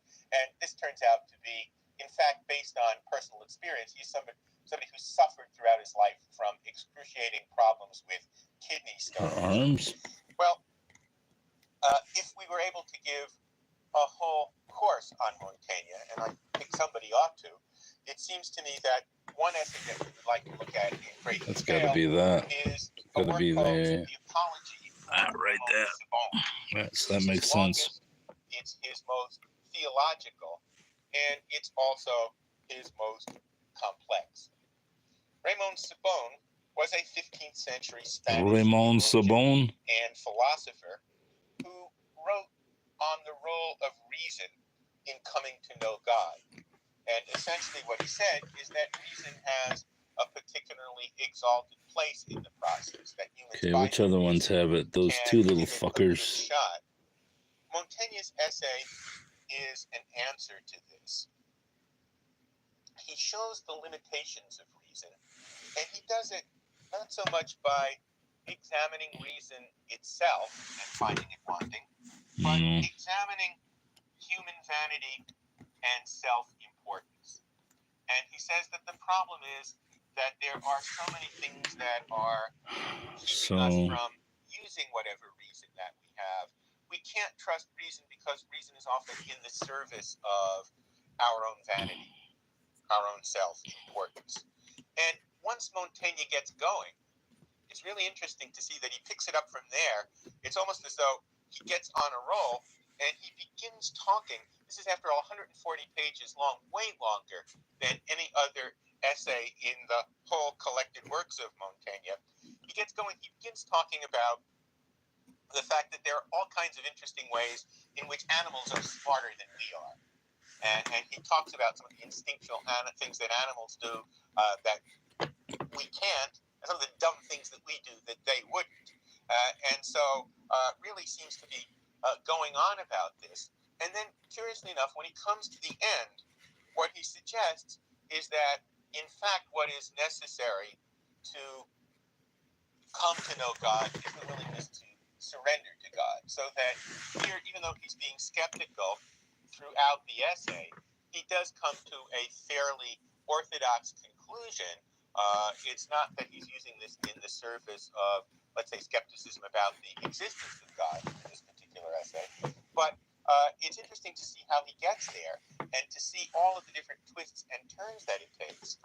But one of the things that I think would strike a careful reader of this essay is that even in all of the places where Montaigne is putting reason down, suggesting that it has all kinds of interesting limitations because of who we are, using his reason very carefully and very critically in writing the essay Where the itself. fuck does this mouth And go?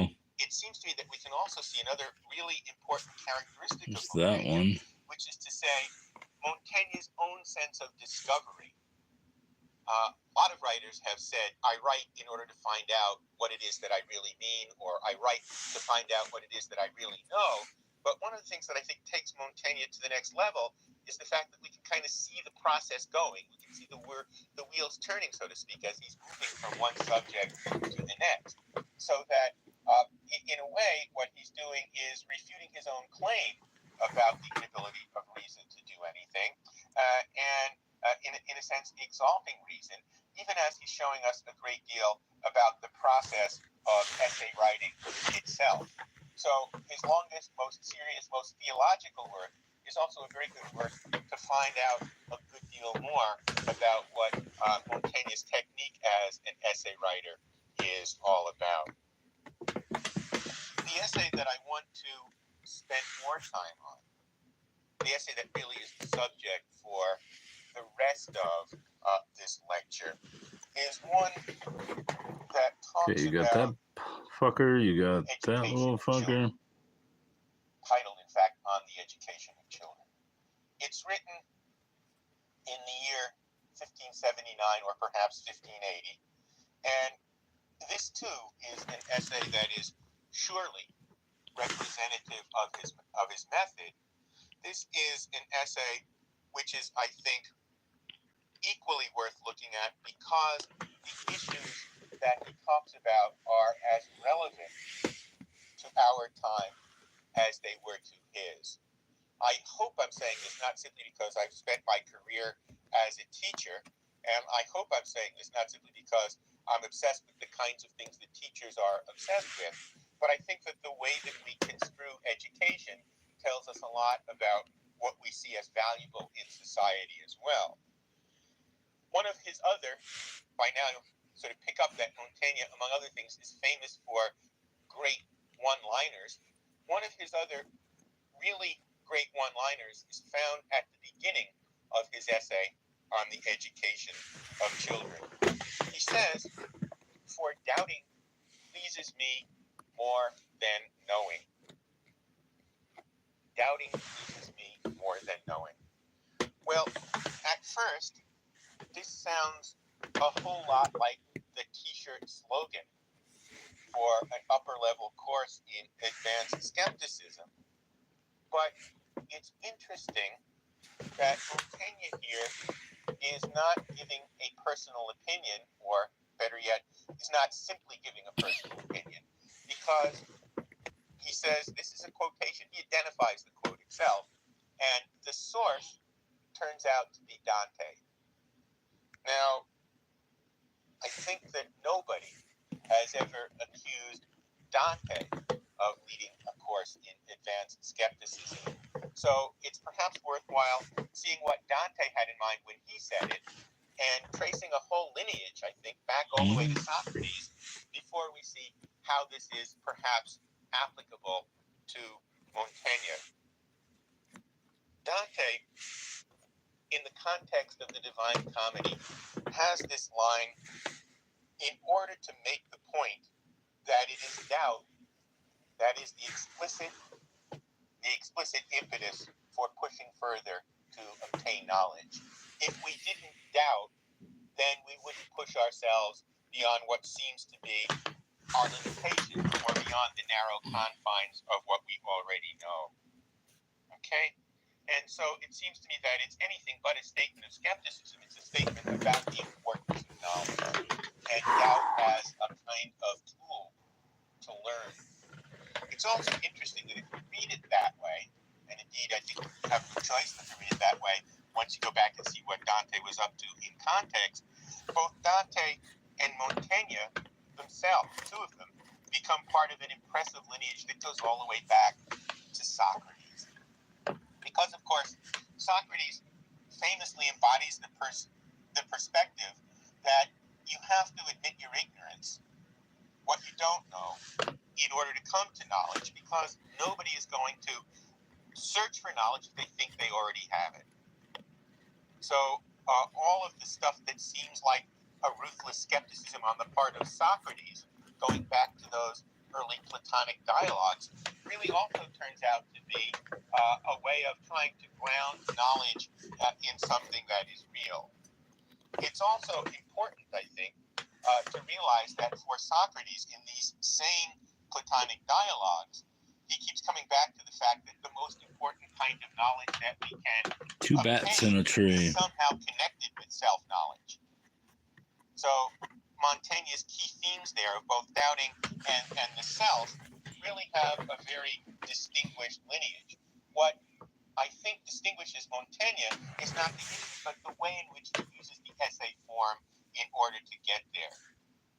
So Montaigne pushes it a bit further simply because he's suspicious of so much that passes for knowledge in his own time, and he is relentless in pointing out our tendency, our willingness, our ability to deceive ourselves with pseudo-knowledge of various sorts. Okay? And in fact, in the same essay, he says that we should be willing to surrender to truth whenever we see it, which also doesn't seem to go hand in glove with radical skepticism.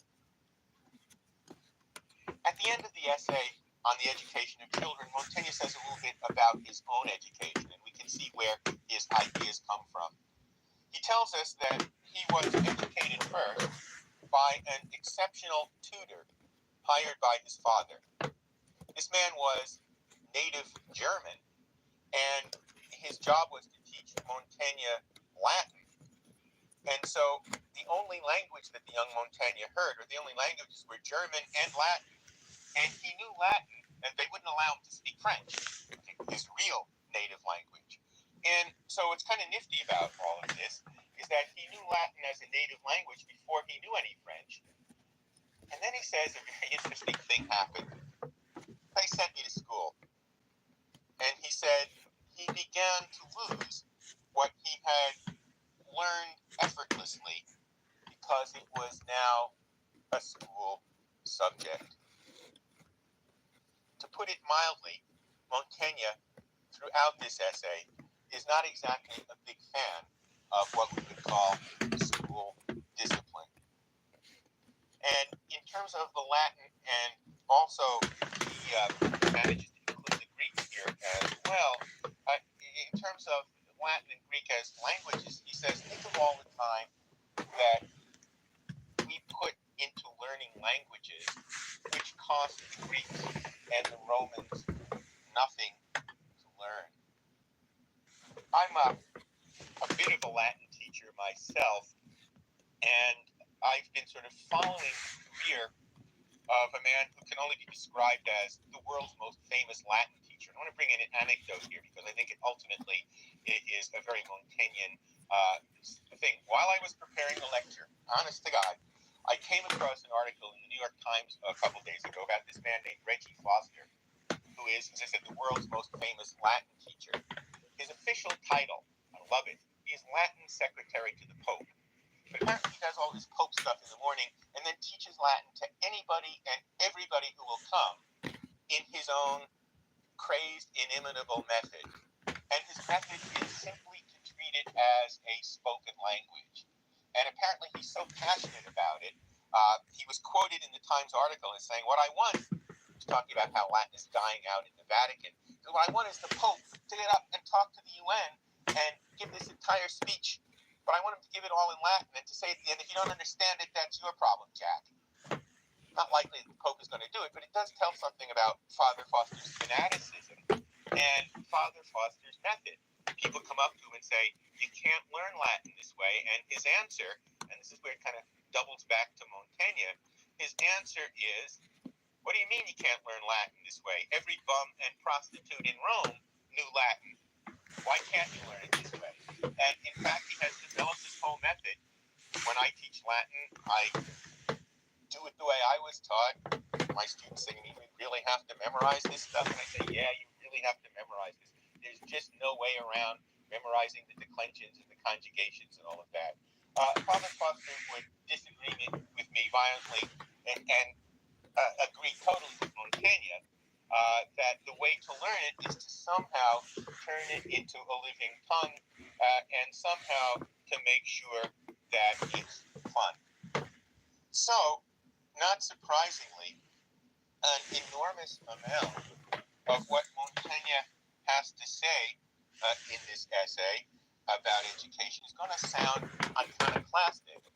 And it's interesting to think about it both in terms of its intrinsic merit and to think, again, I'm thinking I can't help it as a teacher now, about the possible ways in which we might want to apply it, let's say, to education in our own time. He, of course, clearly admits that everything that he writes about is not only colored by his own experience. He says, in fact, that's what it is that I do write about. It is my own experience. So this shouldn't in any way surprise us. But he comes back to the central point. Yeah, I must go back into the box. Must go back into the box and find some pieces. Make things interesting. More frivolity, less discipline. Wow. And he thinks about... Let's say that these are top bricks. Well, this is something I think that is really interesting. He thinks that, there are people who say, well, okay, if 4 hours a day of study is good, 8 hours will be twice as good, and 12 hours will be 3 times as good. Well, get your ass over there. He says, duh, that just doesn't work. People need an integrated life. What is this? And if learning is seen as something special and not Could be part of the turret, I believe. Integrated process, it just isn't going to work. So in that too, he sounds both iconoclastic and very sensible at the same time. Just and a bat? I think that what's sort of interesting Maybe. about the direction he goes. Maybe. Mentioned that he goes from a tutor No. who, in his own experience, who he learned because he didn't know he was learning. We were just speaking, and it turns out I'm speaking this language that is now a prized possession. Well, he says things were not all bad because when I was actually in school, I had a good teacher, and this teacher encouraged me in the direction I wanted to be going. And as he found out where my interests were, he went with them. Oh. And he says, if it weren't for this guy, great quote, a great one-liner, I should have gotten nothing out of school except a hatred of books, comma, pause, as do nearly all our noble men.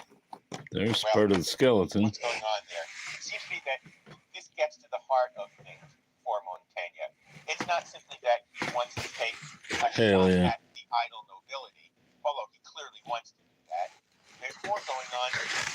What I think he's trying to say is that education, we would see it now. I think that one of the issues that we really all have to contend with when we are educators is that an awful lot of the educational system and the educational establishment, whether you're at Harvard or at Keen Mill Elementary School, is that we think that education fucking is right. about making your way in the world. Okay? Okay. But for Montaigne, maybe that's a modern notion in the sense that for Montaigne, he was Stick more to the bricks, interested in Bob. education as being used Stick as to a the kind fucking of bricks. dressing for those folks who already had made their way in the world. In other words, it was kind of nice to be able to speak a little bit of Latin if you're a nobleman, because this meant that you were refined. This was the proof that you were not riffraff. This sort of separated you from the people who didn't have that education. And this made Montaigne very angry.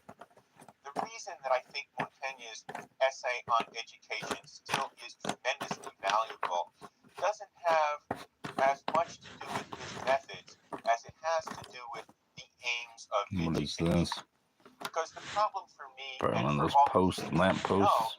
is that Montaigne's system, to a certain extent, is brick. going to depend upon having the kind of one-on-one relationship that Brick. you had with a tutor. How does that translate when you have to put Brick. 35 people of varying abilities in a classroom? So it seems to me that even if I were to agree with everything he says, and I agree with a lot of it, I would certainly have to say, but where's the transfer? Where's the applicability? And the transfer seems to be this, that what Montaigne is interested in is that education is going to help you lead a more ethical life. Education is going to be what makes you into a better person. And he sees this in practical terms, not simply in terms of getting a job, not really white on it. Getting a job, but just sort of being better at things. It seems to me that that's where really the guts of the essay lies, at least for people in the present. Skeleton Montaigne piece forces us to ask hard questions about why we do that what piece. we do. One of the other points that I found really quite wonderful in this is that, again, we've been talking about this idea of essay as discovery, and Montaigne is really good at kind of backtracking and, if not part of the contradicting bat, himself, at least somehow part of the skeleton. undercutting himself, because it seems like he is, or at least he could be read as advocating a kind of feel-good education, a little too touchy-feely for my Right tastes, there. let's say. But in fact, there's another point here where he kind of goes in the other direction in a way that made me just laugh out loud when I read it. He says, what you're supposed to do is turn students on. What happens if you have students who won't be turned on? What happens if you have students, you give them the best, and they're not interested? What do you do then? Well, I like what he has to say. I hope it's not just because this is a thought that has occurred to me more than once. This is a guy, remember, who says the way with violence is repulsive. He says, if students can't be turned on to good things, I see no remedy than for his tutor to strangle him early if there are no witnesses. I like both parts of that. Strangle him early if there are no witnesses. I think that's taking corporal punishment to a new level. And I think that as a teacher, I don't think I can strangle my students. I can use this as Thanks, genius. A place to make the point about the form of the essay. His irreverent, that's definitely part of a bet. His colloquial style and breezy ways, I think, are all part of what makes him so appealing. He has, and again, I think that this also points out that this is somebody who is anchored in reality. He really does have a sense of what life and its possibilities are all about. It also seems to me that this is a good place to show that Montaigne is writing another piece of white in his sense of the word. We generally think of the word itself as suggesting a finished product.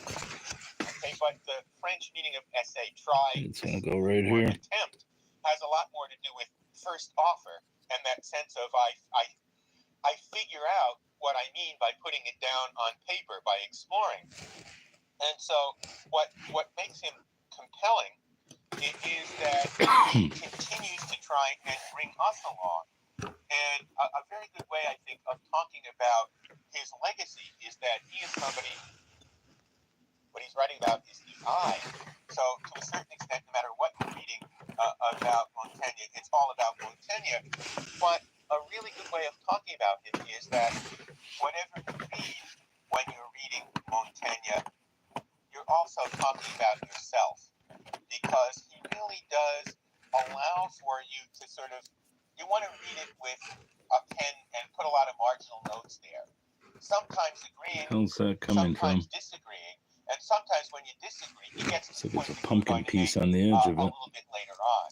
Whatever it is. Very interesting all right there. That, when I came away from the essay on education, I myself had been educated very nicely, not only into Montaigne, but again, sort of being forced to think very seriously about a vocation that I'd had for a long time.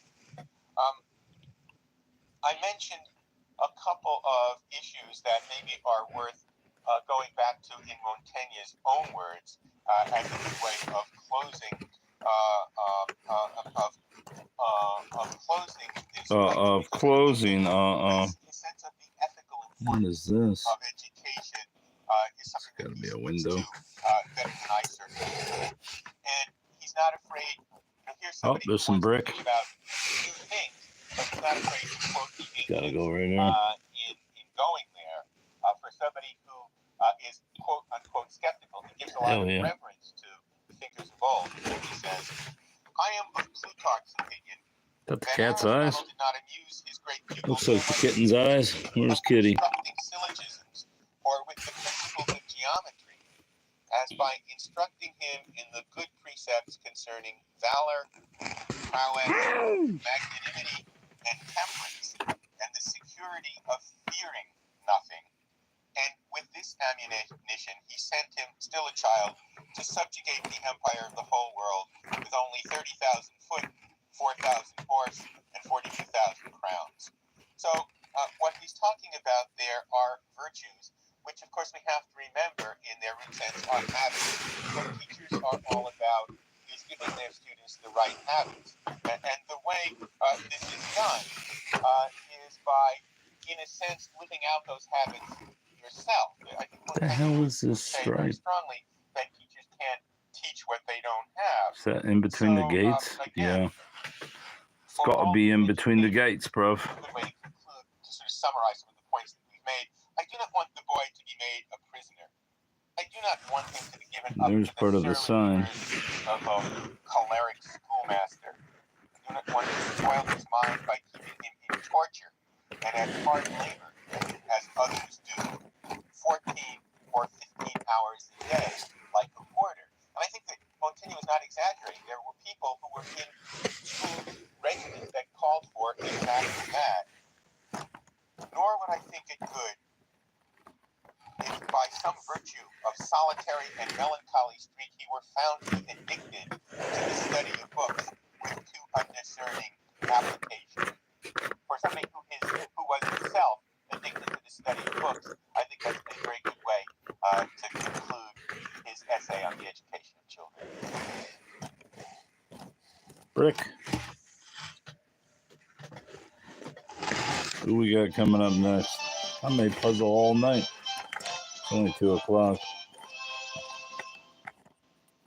This lecture is on Francois Rabelais, great French writer. Rabelais. 1994, died in 1553.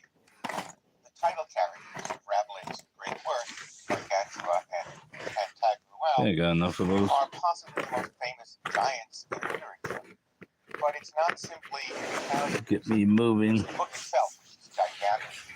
It's gigantically Gigantic! for that reason, very hard to get a handle on. It's comedy, satire, myth, ribaldry, That looks might like even say obscenity. part of Pumpkin. This lecture may be rated R. It's burlesque, it's fantasy, it's farce, it's parody, and it's politics, all deeply imbued with Renaissance humanist philosophy. It's learned and it's also lewd at the same time. It's learned and it's lewd. It's most learned when it's most lewd.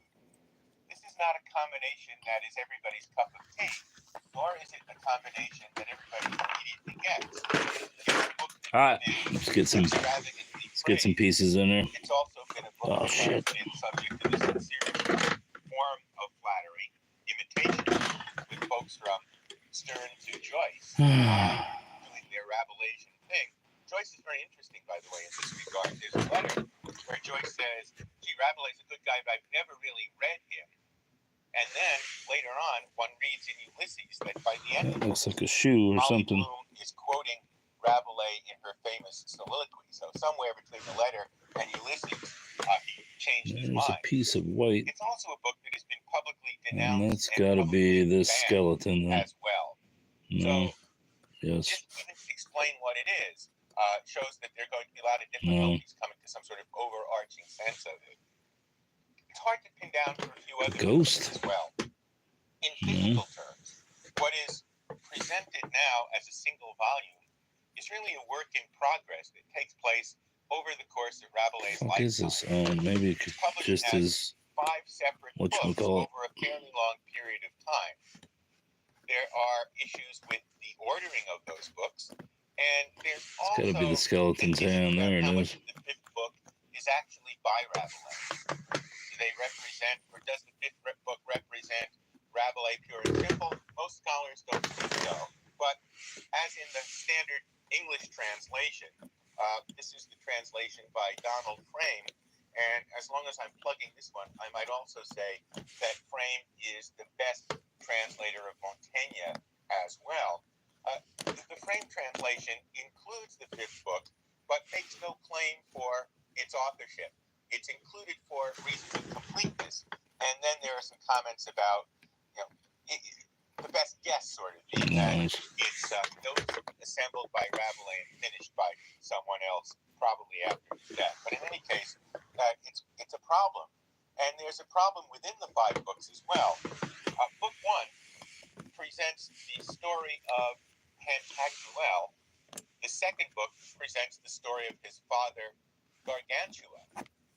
But the editors, including modern editors, have reversed this order and placed Gargantua ahead of Pantagruel. Gargantua is a great name. Chronologically apt. And so what you're getting really depends on the work of many editors in addition to the work of Rabelais himself.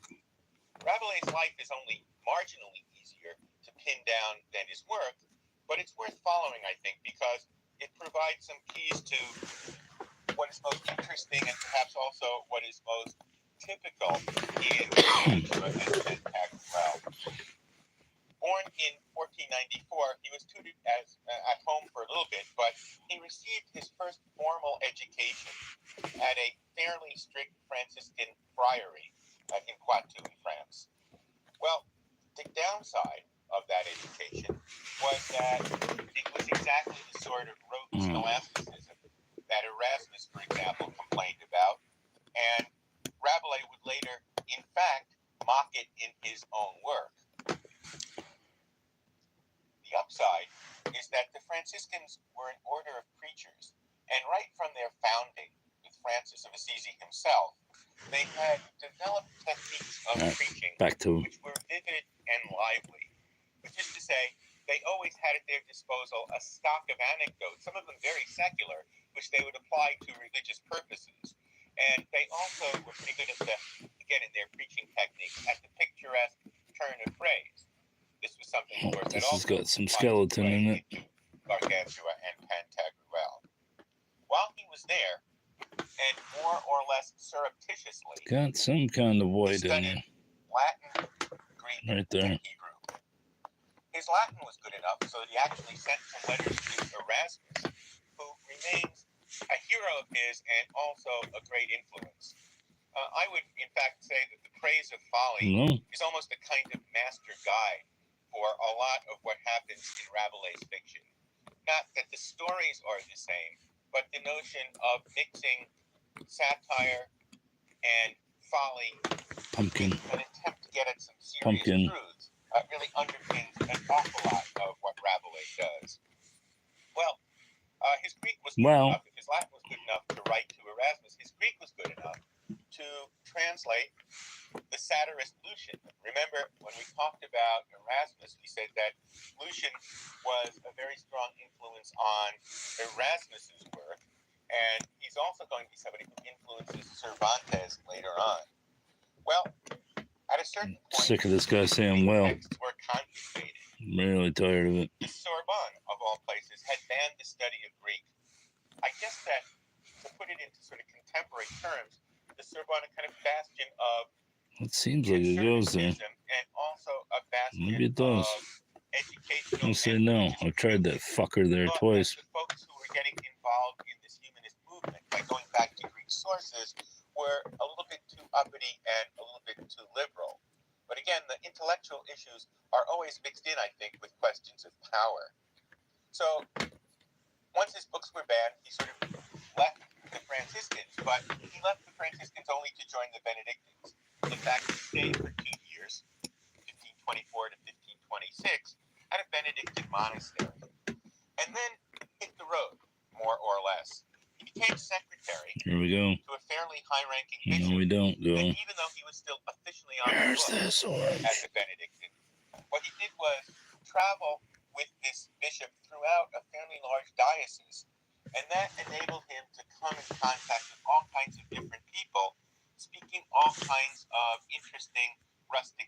texts, and who were, in a way, a kind of repository for folk tales, for popular tales of one kind or another, which also found their way into this fiction. Once again, we need to remember that unlike the early humanists, Rabelais writes in French, and so all of this stuff that he's learning about French dialects is going to be important. But again, considering his erudition, that decision turns out to be an important one. We talked about it with the earlier French writer Christine de Pizan, and we could say the same thing, I think, in terms of the medieval forebears who so influenced this notion of a kind of attempt to surpass the writings of the Greeks and the Romans. Dante writing in Italian, Chaucer writing in English, to name the two, who made the same deliberate choice. But again, the contrast that I want to make is More and to Erasmus, who wrote for a humanist circle. And again, just to sort of repeat, there were two reasons to write in French. One, to write in French is to receive a bigger audience in France. And two, to make the vernacular to try and shape it into a worthy successor of Greek and of Latin.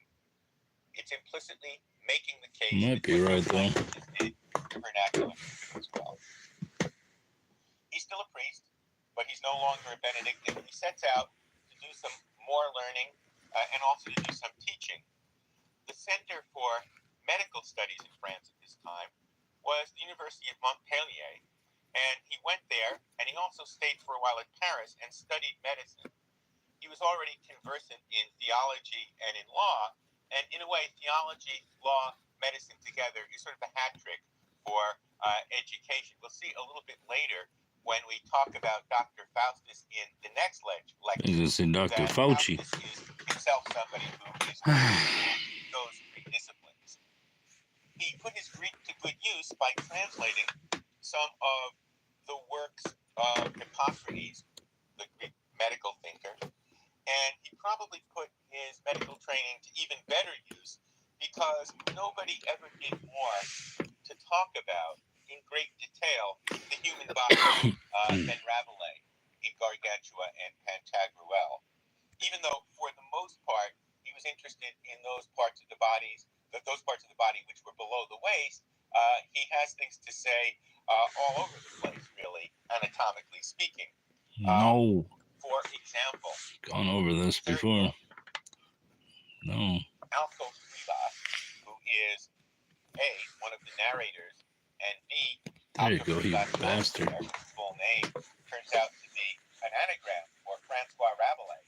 Alcofribas, and therefore one of the key characters in the work, travels down into Pantagruel's mouth.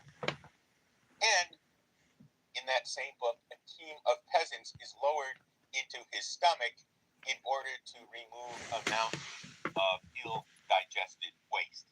That's a lot of fun, too. Okay, around this time, that is to say the same time as his medical training, the first book of Pantagruel was published. There was a popular book of no particular merit that come out recently called The Chronicles of the Great and Inestimable Gargantua. It's about a family of giants. Might bring all these over here. The function was to protect King Arthur. They had, in fact, been created by Merlin the Magician. And this was good, popular entertainment. What was that Rabelais pumpkin does piece? is write a spoofing sequel to this book under the name of Alcofribas Nacier. And it turns out that the course of French literature changes from that moment on. This was a very interesting time in French history. What is that? French kings at this time fought a series of wars against some of the Italian city-states. Italy, you'll remember, is not united as a country to the 19th century. And one of the reasons why Italy keeps losing wars is that places like France were united into strong nation-states, and Italy wasn't. And in particular, the French kings asserted rights to rule over Milan and Naples. One of the consequences is that Italian culture begins to permeate French culture in a new way. When I teach humanities, the course that we have, which is sort of great books course that goes from Plato through Shakespeare, one of the things that I do, we're not given nearly as much time to talk about the Romans as the Greeks. We do Plato, and we do Thucydides, and we do some Greek drama, and we get like a week and a half to do the Romans. So I start out with my big generalization. Roman armies conquered Greece, Greek culture conquers Rome. And That's there. appropriate changes being made. That's kind of what happened at this time and in this place. French armies conquered not Italy, but parts of Italy. And Italian culture conquers France. The French learned from the achievements of the Italians in the visual arts, and from the tradition from Giotto through Donatello and the other great painters and sculptors of the Italian Renaissance. In literature, one thinks of the What is that? of Dante, of Petrarch, of Boccaccio. And also remember, Dante had already been brought to France by Christine de Pizan. And also, the Italians were ahead of the game in the study of the classical languages that is the hallmark of humanist culture. One reason for this is that when Byzantium fell in 1453, when Constantinople was conquered by the Ottoman Turks, an awful lot of the scholars from Byzantium found their way west and therefore to Italy. And both Venice and Florence. That fucker's going right over there. Hell yeah. In exile for come on, pumpkin. Scholars who brought with them not only their knowledge, but equally important, who brought with them their texts. And so essentially, Italy was a bit ahead of the curve. And this is one of the things that therefore found its way to France in this exchange that was taking place because of the French presence in Italy at this point. So it's kind of an interesting mixed bag. Rabelais himself, by the way, made 4 trips to Rome during his lifetime. So that this is something. So are these the bars? I think they are. Something that he certainly got on his own, as well as seeing what would that be over the in relation to the bars? They wanted, the French kings did 2 things. They wanted political power, and they wanted their share of the cultural inheritance they saw stretching all the way back to Greece and to Rome. Where did that go? They took the art of state building very seriously in both of these regards.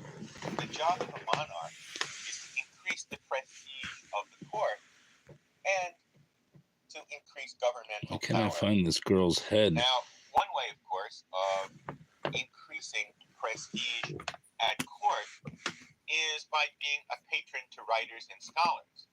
So, the French brand of humanism, careful study of original texts in Latin, Greek, and Hebrew, was something that for a while was encouraged and patronized by the French monarchy.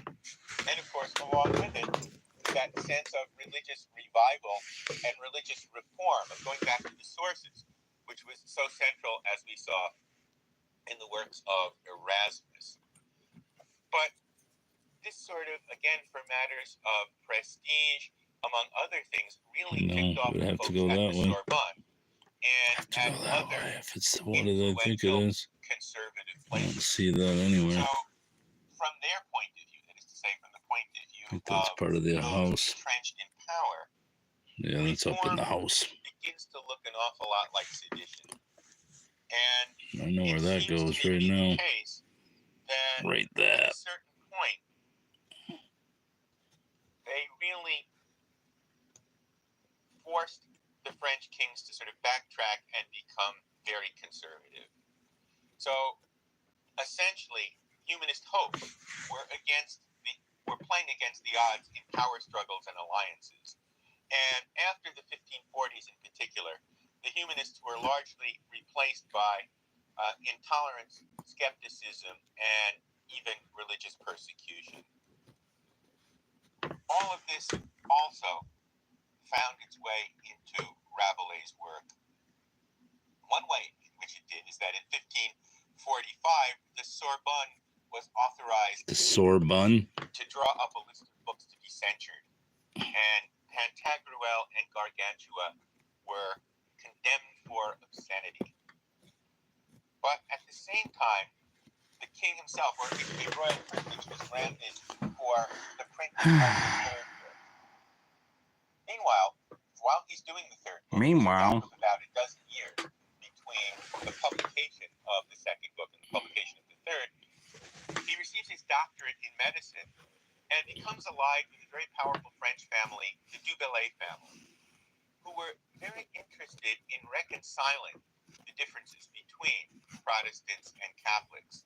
So here you have this amazing contradiction. This fucker's got to go The up here monarchy somewhere. itself, especially in Francis I and Henry II, were adopting more and Or more does it go on the side here like that? and severe tactics to religious dissent, whereas Rabelais himself Seems is more aligned with likely. someone who is trying very hard, really, to bridge the gap between Protestants and Catholics. It seems to me that this is reflected in what happens in the third book of Gargantua and Pantagruel, which is published in 1546. That the first two books really can be seen in all of their wildness, in all of their gargantuan fecundity. They can nonetheless be seen as kind of optimistic statement of humanist beliefs. The third book seems to be a bit more pessimistic. It seems to question and perhaps even undercut something of the optimism of the first two. That one of the major themes, I think, in book 3 of Gargantua and Pantagruel is the whole question of the limits of human wisdom to create a just community and to communicate well in a world where the moral problems are very tangled indeed. This book, by the way, also was condemned by the Sorbonne. And it also, I think, is a fairly severe meditation, again, in its exuberant way, on the idea of human progress, especially as that progress is seen in scientific terms. Like many of his thoughtful contemporaries, Rabelais wonders about a technology that produces both the printing press and gunpowder. And this is a time when gunpowder all of a sudden is changing the nature of warfare big time. That it is a technological revolution that in some ways is almost as great in its results as the printing press itself. At one point in book 3, Rabelais makes a very interesting pun. He is, of course, in his exuberant use of language, one of the great punsters in the French language, and certainly in any European language. And he puns on the French word rivière, V-R-E-V-I-A-R-E. Well, it's a prayer book, breviary in English, but it's also a word for wine flask. One can see how the guardians of orthodoxy might get a little bit anxious over that one. And in fact, wine itself is a huge theme in Gargantua and Pantagruel. Wine as a source of inspiration. Thirst is associated with getting drunk, but it's also associated with cat's tail. And even yes, becomes a symbol for looking for the divine. So there are long glosses on the meaning of thirst that can be seen as, again, the anatomy master putting all of his knowledge to use there, but at the same time, it's, let's say, on a discussion of the big theological issues of his day. What's the relationship, to take one that we've seen before, between what humans can accomplish on their own and what they can only accomplish through divine help? The last two books continue this theme, that is to say, the precariousness of the world that we live in, the world when the optimistic hopes have been somewhat dashed. And so, for example, a journey that takes place in book 4, which shows the literal risk of physical danger, becomes a way for Rabelais to talk about the figurative dangers of intolerance, of spiritual blindness, of moral darkness. What happens when adherents of a doctrine or a set of beliefs or a style of life turn into uncompromising extremists? This is one of the issues that the book really does tackle. Gargantuan and Rabelasian have become part of our everyday vocabulary. It's sort of interesting. Gargantuan means huge, Battery's gonna and die. Rabelasian now becomes a sort of synonym for body. Unfair in one sense, because of course it extracts one element from an amazingly complex interplay of linguistic exuberance. But if it brings us to the text itself, that might not be a bad thing. I want to say a little bit about Gargantuan and Rabelasian. That's where it goes, you dumbass. Right there. Let's start with the Rabelasian business first, okay? There we go. There's part of the kitty. I have two experiences from my own career as student and teacher, both of them connected with Rabelais' English cousin in body, Geoffrey Chaucer. When I was a sophomore in high school, I had a very wise teacher who introduced Chaucer by giving us one of his less complicated tales and then saying, but I can't tell you about the Miller's Tale.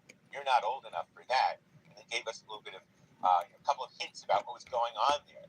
Needless to say, we all made a mad rush to the library to read the Miller's Tale and to find out what Chaucer was all about. Many years later, I was finishing graduate school, okay? And I went to my mentors and I said, I'm going to be teaching Chaucer for the first time. Any recommendations? And they said, well, Chaucer's somebody who really does sell himself.